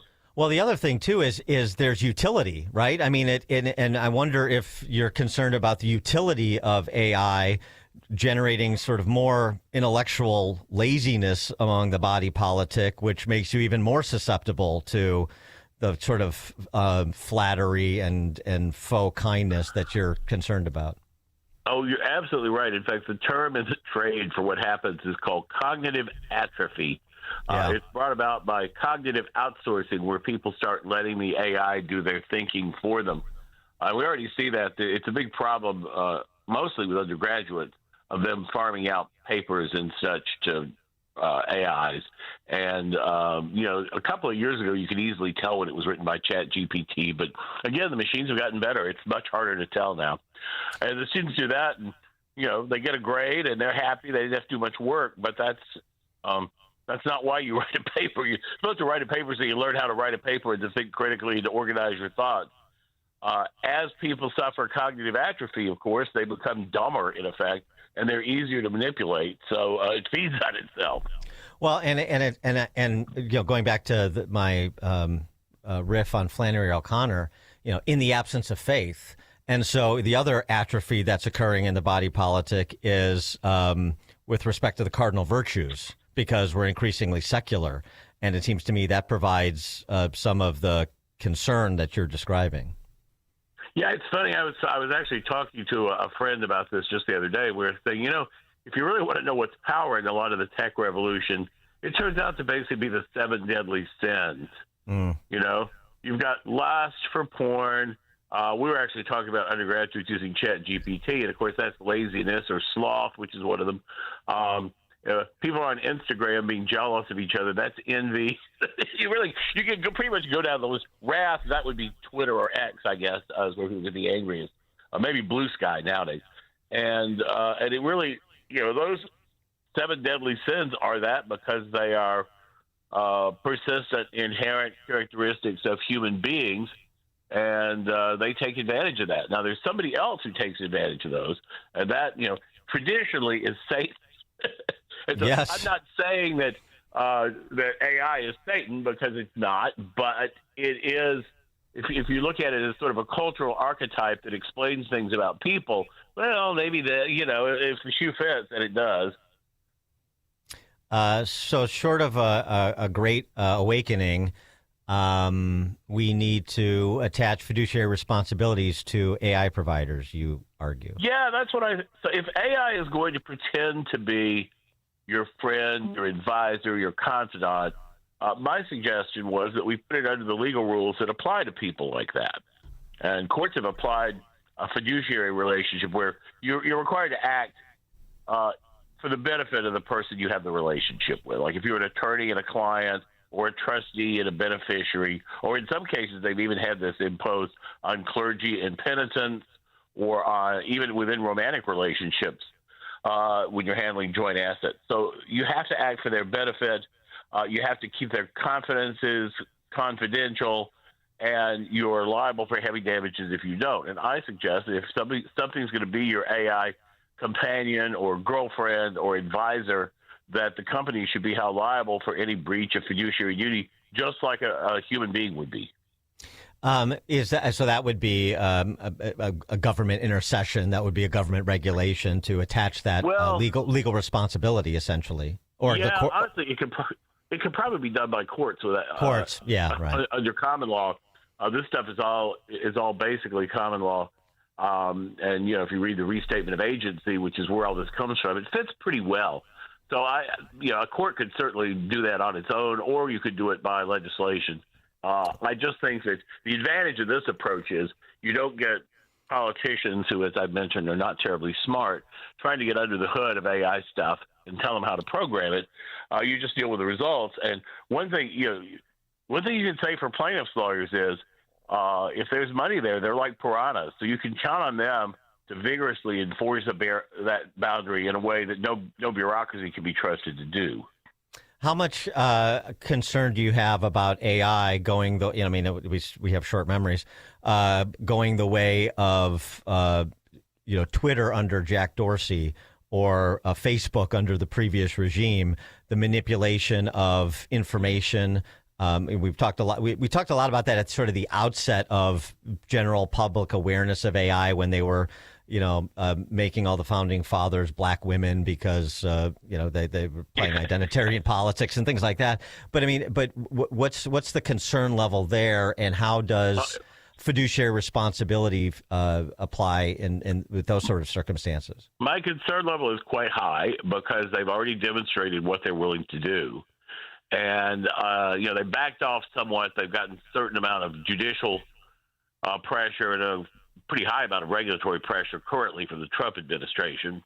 But you can't count on that lasting through the next elections. I think it's quite high. And I think, again, as I say in the book, you can have a lovable AI companion that acts like your best friend and is incredibly useful. And being useful, by the way, is one form of seduction.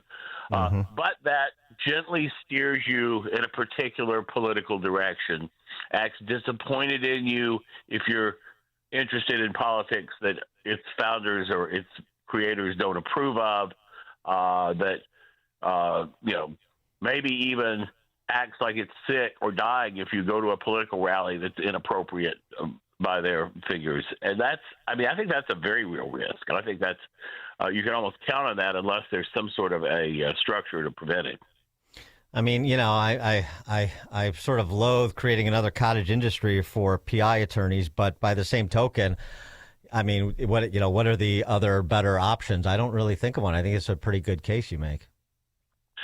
People like to make fun of plaintiffs' lawyers, and not without reason, but I will tell you that, as one of my friends said, he went to a hotel in Mexico where the diving well was about 3 feet wide, and he said, "I see what plaintiffs' lawyers have done." So there really is some. No, of course there's a role. Yeah, of course there's a role for sure. Glenn Reynolds, he is the Beauchamp Brogan Distinguished Professor of Law at the University of Tennessee College of Law, and of course he's known for his website Instapundit. The new book, Seductive AI. Seductive AI is the book by Glenn Reynolds. Professor Reynolds, thanks so much for joining us. Good luck with the book. Thanks for having me. And Glenn Reynolds joined us on the alphawealthgroup.com answer line. The stories you need to know to start your day. This is Chicago's Morning Answer on AM 560. The Answer. Advantage Gold, America's #1 precious metals company, is sounding the alarm that a storm is coming and that now is the time to diversify your portfolio before it's too late. That's why we're offering an emergency gold and silver protection kit valued at $49, absolutely free for anyone who calls today at 800-900-8000. This kit includes critical information for investors with a retirement account seeking to own physical gold and silver, but want to do it tax and penalty free. Advantage Gold has helped investors protect and secure their wealth with physical gold and silver since 2014. Call Advantage Gold now at 800-900-8000 and we'll rush your emergency gold and silver kit plus a free copy of Ken Rogoff's book, Our Dollar, Your Problem. See how gold and silver can help you protect and secure your wealth with the help of Advantage Gold. Results vary. Consult your tax advisor before investing. Call 800-900-8000. That's 800-900-8000. AM 560. The Answer. Open mic! Open mic Friday! Call in now! Open mic Friday! Top of the morning, Dan Proft here. Yes, that time of the week, Open Mic Friday, where we take your calls. 312-642-5600, the alphawealthgroup.com. Call in and text line. Take your calls with your comments, your criticisms, your compliments, your concerns, and, of course, as always, your general crack pottery. We've always got an ample supply of that. 312-642-5600, 5600 to give us a call and opine on any topic you desire. Before we get into the calls, just a example of some of the concern. I mean, think about if there was an AI that was influenced by, say, the socialist Spice Girls and their fellow travelers, in terms of the information piece that we were discussing with Glenn Reynolds.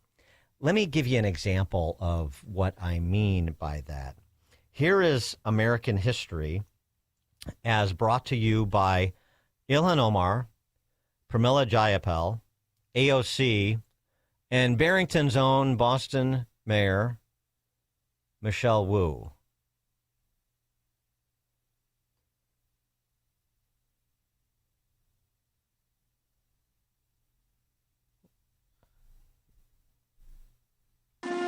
Somalis have always seen themselves as a fabric of this nation.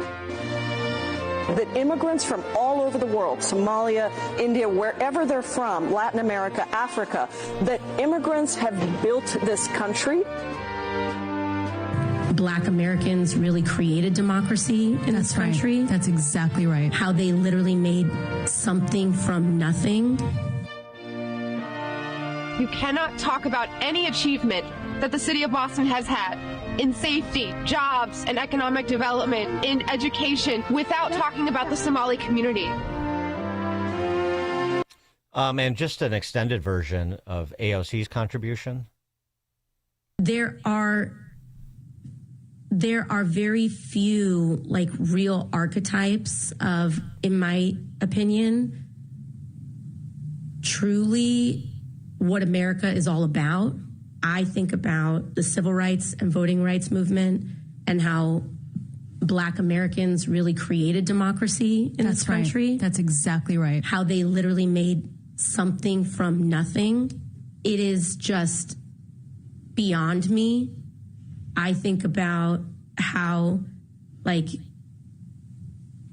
Native people have survived and preserved and treasured their culture. I think about, and I think many of us think about immigrants, which, if you aren't from one of those first two populations, you are certainly from largely the third. And so many of us, like, have our story of our parents, our grandparents, our great-great-grandparents, and so on and so forth, and who, like, come and make something from nothing. And I think that's a big part of also the most inspiring elements of what America is all about. Mm-hmm. And now the flip side of that, I want to get a positive in. Talked about in the absence of faith. How about in the presence of faith? In the absence of faith, ChatGPT can lead you down a road to suicide. In the presence of faith, it can save you from making such a terrible decision. Jacksonville police officer Antonio Richardson saved a young man in Jacksonville who was going to jump off a bridge and kill himself.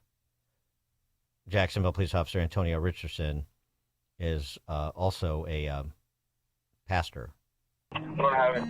Whatever you're going through, man, you can get through it. No, listen, man, listen. You can get through this. Come on, let's talk about it for a minute. Can I at least have prayer with you? You believe in prayer, I know that. Can I at least have prayer with you? You mind if I just hold your hand and pray with you? Come on, man, touch my hand. Touch it from this side. Look at my hand. Just touch my hand. Just touch my hand, man. I'm praying with you. You're hurting, but if you jump, you're going to hurt other people. And they're going to be hurting just like you're hurting now. The cycle got to stop of hurt. The sight of hurt got to stop. I know you got a lot going on. You do. But whatever, if you should make that jump, it is going to be 100 times worse for everyone you care about. I know you don't want to do that to them. Ruin them. Right there. Come on, man. Come on, please. There you go, man. Come on, man. Come on, man. Come on, bro. Come on, man. Come on. Come on. It's all right. It's all right. I love you. We all love you. We wear this badge for many reasons. This is the main reason. To reach those whom the devil thinks he got. Negative. We haven't turned anybody. He ain't got you. We got you, all right? How great is that? How great is that? Antonio Richardson, Jacksonville police officer, and his partner, too, who you heard talking a bit. And then he pulled him off the bridge and gave him a hug. Mm-hmm.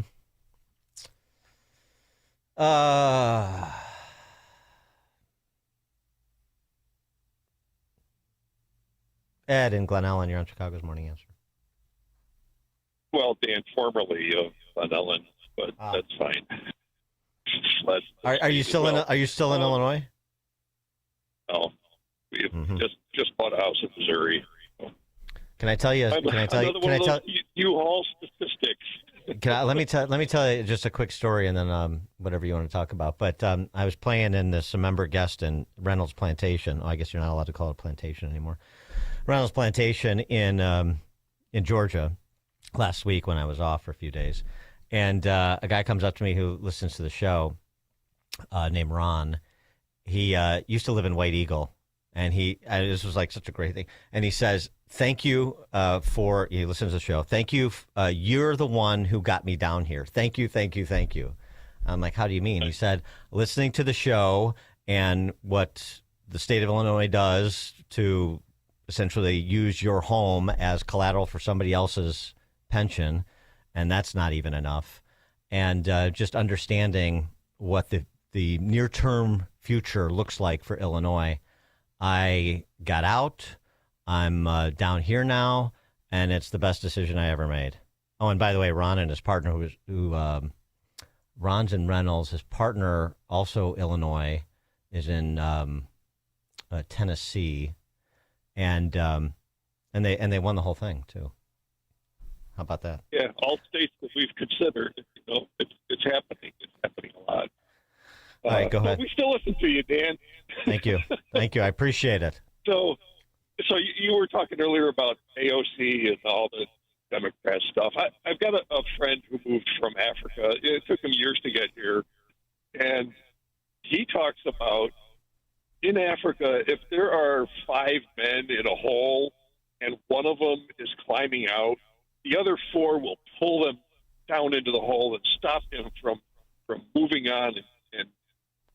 And when you're playing AOC's clip about people shouldn't be allowed to make $1 billion, that's all I think about. I think it's a hole full of AOCs, which may not be a bad place for a whole AOC, but I think a hole full of AOCs is a good start. Yeah, right. Climb out. Yeah. Yeah, I like that. I like the metaphor. Thanks for the call, Ed. Mm-hmm. That's what it is. That's what socialism is. Rick in Downers Grove. Hey, good morning. Hey, but there's people that always, this is a little aside from what I called about, but they always talk about, they hate the rich, but all these people want to do is make as much money as they can. Look at Bernie Sanders.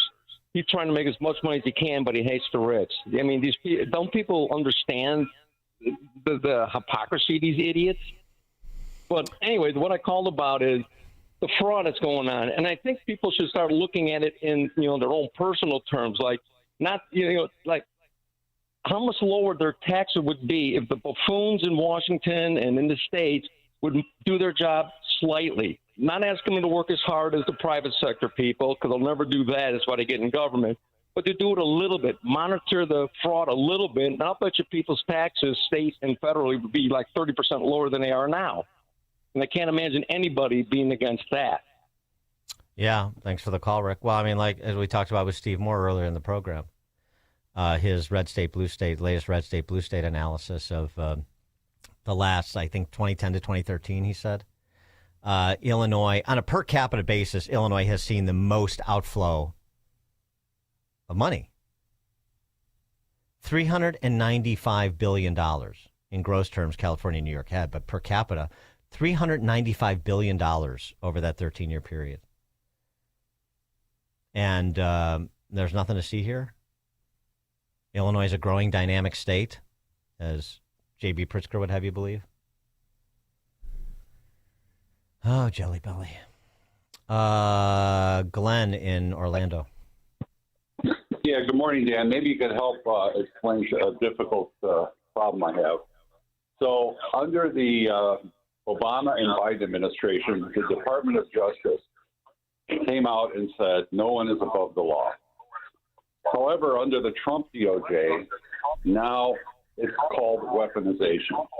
Do I have this right? Is that, you have that it. what they're saying? That's right. It's right. It's equal justice under the law when we do it, and it's weaponization and lawfare when Trump, indicts. When a Trump prosecutor indicts, anybody that's on the left, regardless of the underlying evidence. Thanks for the call, Glenn.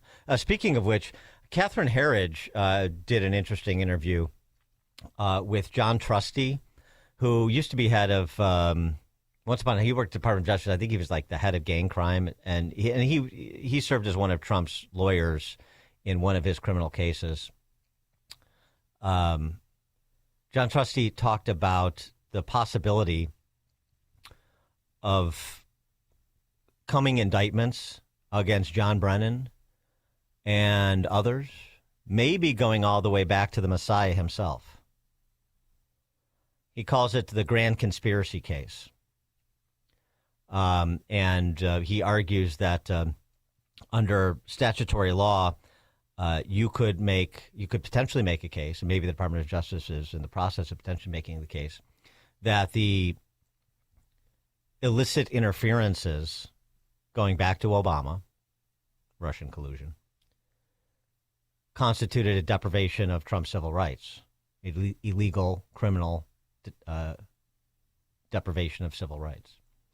And here was sort of Trusty providing some color on that argument. I think there's a good chance that you're talking about a deprivation of civil rights under 18 U.S. Code 242. Ironically, perhaps, you could argue that there's a conspiracy to defraud the United States, which was a lead charge that Jack Smith used for January 6th. Let's talk about the Florida case. This is the investigation involving the former CIA director, John Brennan. Do you believe John Brennan gets indicted? It certainly feels like it's heading that way. What I think about with Brennan is, and same with some other people we'll talk about, like Mr. Comey, there's an incredible amount of room for moral blame. I do think the transparency for what was happening in terms of the Obama administration and Brennan and Comey, there's a lot of people that deserve a lot of scrutiny for what they did. Whether that hangs together as a criminal prosecution is really an entirely different question, particularly when you're talking about something 9 or 10 years ago. And in conspiracy cases, there is room for that. But it's not going to be just substantively what happened in 2016 or 17 without, serious procedural questions. Yeah, and one of the things he suggested later in the interview is, for example, John Brennan, every time he went on TV to deny that he was a party to the things to which he was a party, potentially criminal things, every time he went on TV up to the present is an act in furtherance of the conspiracy. You could potentially argue. And this is why perhaps, he paused in procedural questions, perhaps you don't have a statute of limitations issue with these individuals as part of this grand conspiracy that's being, I guess, vetted. Interesting. Karen in Beecher. Oh, good morning, Dan. And see, that clip that you just played, that's a great example of what I want to compliment you on. You provide us with such a wide variety of topics, and then you also provide us scaffolding, like to dig deeper and connect dots. So I really, really appreciate that. So few people do that anymore. And really, what I'm doing here is I am complimenting you, but I'm also complimenting your mother. My goodness, how she held you to a greater standard and worked so hard to keep you on the straight and narrow. So thank you for that. And I'm so grateful that your mom gave you us. So happy Mother's Day to your mom, even though I know she's passed. They're always still with us. And God bless you, Dan. Thank you very much, Karen. I appreciate that. You're welcome. All right, we got to cut and print that. I gotta make that my ringtone. Thank you very much, Karen. Dawn in Naperville. That was beautiful. I think she would be very proud of you, Dan. You're definitely a sheepdog, and I appreciate that. I wanted to bring up our earlier conversation that we had in the week. Mr. Dan Vosnos, another sheepdog, who brought up HB 4241, the Protect Students from Sexual Abuse, which really we should be calling our representatives and have that brought back up. But there, and it was in correlation to the conversation of the student in St. Charles who has Down syndrome, who was injured on a school bus. And I just, respectfully would like to correct the record. There were a few callers that called in, and they had made a comment that children with IEPs are allowed to be disruptive and have behaviors in the classroom, and they're allowed to do whatever they want and disturb other children's learning. And what I would like to respectfully say to those callers is the whole point of a student having an individualized education plan is so those negative behaviors are not presenting. If the negative behaviors are presenting, then what you're saying is the IEP that's being offered is actually not providing a free and appropriate public education. So it's up to the teacher to communicate that to the parents. They should be holding an IEP meeting to discuss that child's special education and related services. I want to stress related services because it's not an exhaustive list. So maybe that student needs a behavior intervention plan or an RBT or ABA therapy. So let's please not blame the student with a disability because here's, and I know it's hard, especially if a student has autism and it's not a visible, tactile, something you can pinpoint. And unfortunately, with that lens comes a lot of stereotypes. But this is what you're doing. It's like taking somebody who's disabled and you're removing their wheelchair and then you're yelling at them and you're telling them to get to the top of the stairs. That's exactly what you're doing. So before you say things about children with IEPs, please educate yourself on what the obligation is and the point of an IEP. And put yourself in think about this 12-year-old student with Down syndrome. Do you think they're going to want to get on a bus again? Yeah. Just think of what this incident, how this has traumatized this student. And let's just be honest, he's probably one of many. So there are sometimes traumatizing things that happen to a student, and that's why they have those behaviors. So I pray for the family, who's dealing with this, and happy, I want to say happy Mother's Day to all the moms out there and all of my fellow special education advocates. Thanks, Dawn. And a follow-up to that, too, is if the school, like if St. Charles School District 303, if they are not fulfilling the IEP, then the parent can compel the school to provide whatever is required in terms of tuition or whatever so the parent can put the child in another school where the IEP will be fulfilled. Yeah, well, a bus is transportation, and that is a related service. But and I don't want to blame the teacher either, because let's just be honest too. Sometimes the parents don't know that this behavior is going on, and so there are advocates that do push for a general education classroom, and it is a civil right. But the whole point of that student being in that general education classroom is to participate. And a lot of times what happens is that student is not able to read or spell or write for functional performance at grade level. And the problem is if you don't address it in first grade, second grade, and the longer they're passed on, well, yeah, that's everybody. Going to school. Yeah. So, with all due respect to it, that correlates to the criminal conversation that we had. We're not going to be able to address it in the criminal at that point. We should be addressing it in first grade, second grade, third grade. How many of these students are getting a response to intervention? If they're not able to read after a response to intervention, well, then they should be evaluated for dyslexia. So it starts there. Like Frederick Douglass said, if you can read, you will forever be free. And education is the great equalizer. Thanks for the call, Dawn. Bart in Bradenton, Florida. Hey, good morning, Dan. How are you? Hey. Hey, two things. The bumper music on your program is so great. Do you ever consider posting a list of it? It's a lot easier than just trying to blindly figure it out. Is that possible? Yeah, I can just go through my like this, what I call my YouTube mixtape of all the songs that I listen to when I'm playing bad golf. And yeah, I could do that. I could post that. Yeah. Well, it's heavy on the 80s, as you know, but yes. Yeah. Oh, I know.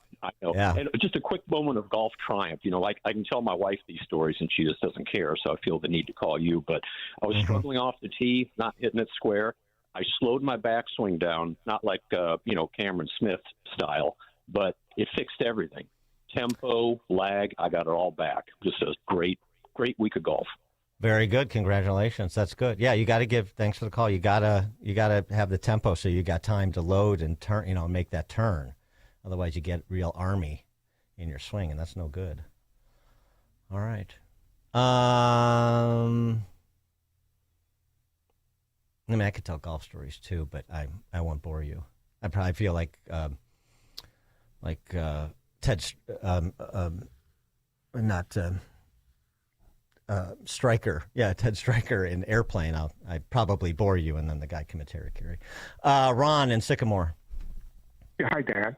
First of all, I'd like to wish a happy Mother's Day to my wife of my two daughters, Sydney and Jamie. She's great.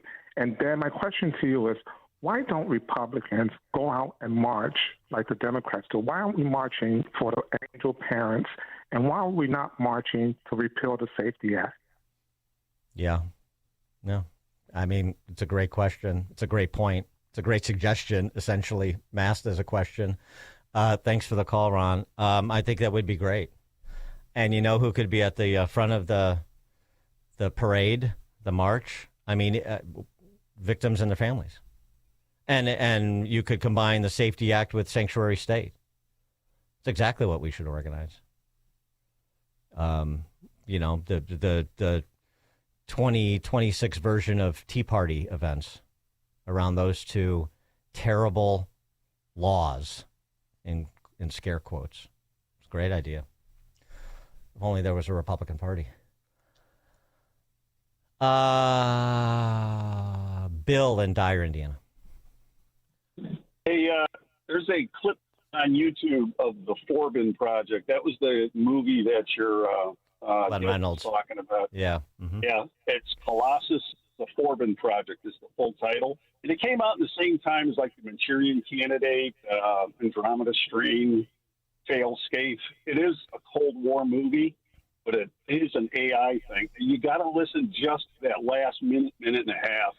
It's when the computer at the end gets a voice and addresses the world, and it is so creepy. It's basically we have created the Antichrist, and it's just like you got to listen to it to really grasp what I'm talking about. I was kind of hoping your producer. I was kind of hoping your producer found the clip. But happy Mother's Day to my wife Ruth. She's celebrating her first Mother's Day without her mother, so it's going to be a tough one for her. All right, happy Mother's Day to her and all. Thank you, Bill. Appreciate it. Maybe I'll pull that clip. It's interesting too. Ted Turner passed this week. Of course, everybody knows by now. And I saw a clip. Ted Turner was an incredible businessman. You have to give him that. He revolutionized cable TV, and a great yachtsman too. Won the America's Cup. But he was a little bit of a climate hysteric too. He actually had a doomsday video, to be played in the event of, nuclear holocaust. And it was this, speaking of creepy, it was this video or footage of a marching band playing near My God to Thee, which I mean is a great tune, but just in the context of preparing CNN to run a doomsday video, I mean, he had some moments of being a little daffy, including marrying Jane Fonda. Lou in Western PA. Dan, thanks for taking my call. I have 4 short questions about the format of the show, your responsibilities, and the staff that works with you. First, what time are you up in the morning? Usually between like 2:30 and 3. Second, what time does a limo get there to take you to work? Yeah, right. This is radio. This is AM radio, Lou, not Fox News. Yeah, no limos. Third, who was there before you, and what are some of their duties? Who was here before me? What do you mean? Like, who's someone there? Your producer? Yeah. Quinn and Justin get here before I do, and because Justin pulls all the clips that usually I give him about 5 minutes before the show to make his job more difficult, and and Quinn's prepping and stuff as well with guests and clips and things like that. And so they're there before me, but it's just a merry band, the three of us. Yeah. Yes.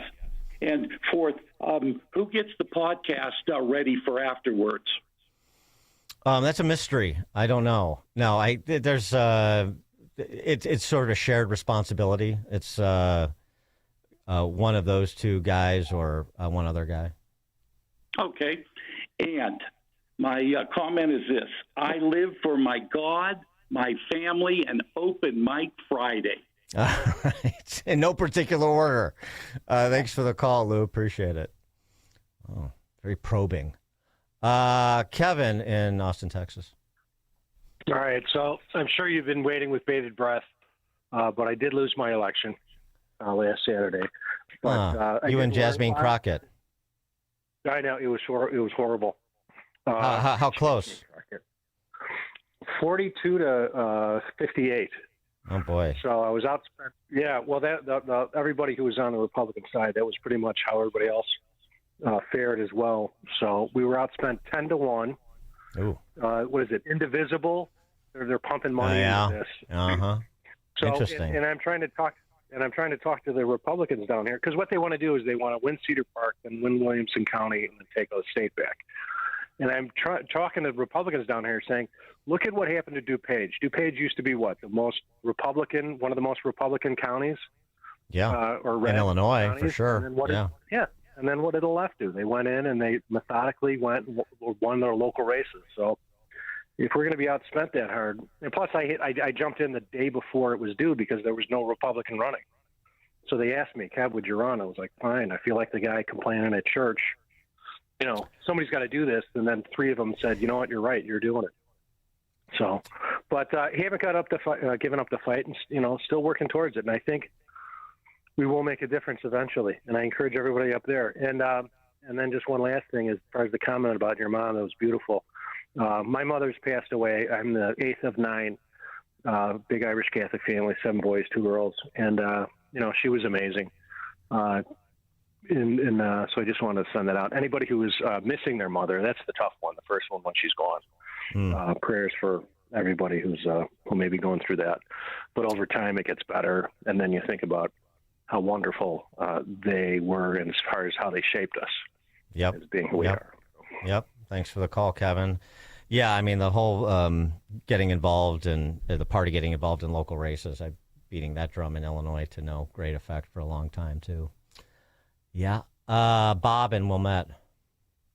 Hey, good morning, Dan. A few quick items. Number 1, a contest idea. Number 2, a little piece of Ted Turner trivia. And number 3, an ask about my nascent golf swing. So first, the contest idea, Ilhan Omar, she may be in a lot of trouble up there in Minnesota. And if she runs into some dire straits financially, I have an idea for a contest. Guess what's under her headscarf, her hijab? And, put it out nationally. You know, is it Mark Kelly cue ball? Is it cornrows? Is it the retro throw? I mean, and then we have a huge reveal party, and everybody has to, you know, pay an entry amount, and that would help support her defense fund. Just an idea. Just an idea. I know those Somalis, they're shenanigan filled, but they're industrious. Mm-hmm. Secondly, the trivia on Ted Turner. I've got a place in Saugatuck, Michigan, and his his first wife, Judy, has been a longtime resident there, and you never saw her mentioned in any of his obits. She's a regular at Wally's, our local sports water and coal. Huh. And then third, my partner, Mary Catherine, and I have been taking up golf the past year. What do I do for my slice, my old baseball swing? Well, I mean, boy, I have to really see that. But I mean, one of the things you can do is, usually if you're slicing, it's an arm swing and you're opening up. So two things: make sure you're staying still, right? Stay still over the ball, so you're not swaying, because then you sway forward and you open up and you can cut it. Make sure you're taking it back. You're not picking it up. You're taking the club back and then up. You're not just picking it straight up and chopping down on it. Yeah. Right. Yeah. All right. Cool. Thank you. All right. Godspeed. Thanks for the call, Bob. Chris in Elgin. Oh, hey, good. I'm glad I'm on. I'm standing out here side. I didn't hear the whole conversation, but I have a special about the IEPs, but I have a special needs son. He has Asperger's, ADHD. He's been in a special needs classroom his whole life, and that's where they should be. What gets me upset, I also then, because I had my son, I was able to substitute teach in the regular classrooms. And the kids that were mainstreamed, not the ones who had a good mind and were disabled physically, they were fine. But parents, quit fooling yourself that your kid can make it in a regular classroom. They were constantly disrupting the other kids, making noises. They get nothing out of it. My son was in an inclusive class. He learned phonics. They said he wouldn't write. They said he wouldn't ride a bike. They said all these things. He's now 42. He's in a group home now in Aurora, and he's doing fine. He's the best speller because he learns phonics. Chris, I'm sorry we're up against the clock, but thank you for sharing that. I appreciate it. Chuck in Delavan, quickly to close it out.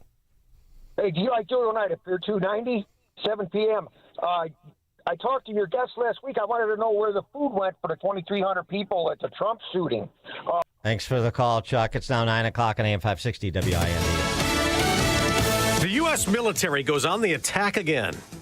I'm Dave Anthony, Fox News, as the attempts continue to work out a deal to end the conflict with Iran. The U.S. has carried out more airstrikes this morning, this time targeting several empty, very large crude containers, ships that were trying to break the blockade and head to Iranian ports. Yesterday, 3 guided missile destroyers, U.S. destroyers, the USS Truxtun, USS Rafael Peralta, and USS Mason, were transiting the Strait of Hormuz south into the Gulf of Oman when they came under attack from Iranian missiles and drones. CENTCOM says none of the U.S. warships were hit, but they had to take evasive measures and shoot down the incoming threat. That's Fox's Jennifer Griffin at the Pentagon. Iran's foreign minister said today they will not bow to pressure. We got the jobs report this morning showing a slowdown in hiring last month, but a much smaller one than expected. The director of the National Economic Council, Kevin Hassett, just told Fox. People still don't have faith that the golden age is upon us, that Trump policies are working, but it keeps showing up in the data. There were about twice as many jobs created in April as economists were predicting. The April employment report found 115,000 new positions, with the unemployment rate, as expected, remaining at 4.3%. Economists were predicting just 50 to 62,000 jobs. February and March job growth was revised lower to 16,000 fewer jobs than previously reported. Fox's Janika Sola. Positive reaction on Wall Street. The Dow's up 60 points. The NASDAQ surging to a new all-time high this morning. The nightmare of a crew cruise finally ends tomorrow for the quarantined passengers on a ship that'll dock tomorrow in the Canary Islands. A hantavirus outbreak on board infected 8 who were evacuated. At the moment, no one on board is showing any symptoms. The U.S. is set to send a plane to help get the 17 Americans on board back home. That's Fox's Jeff Paul.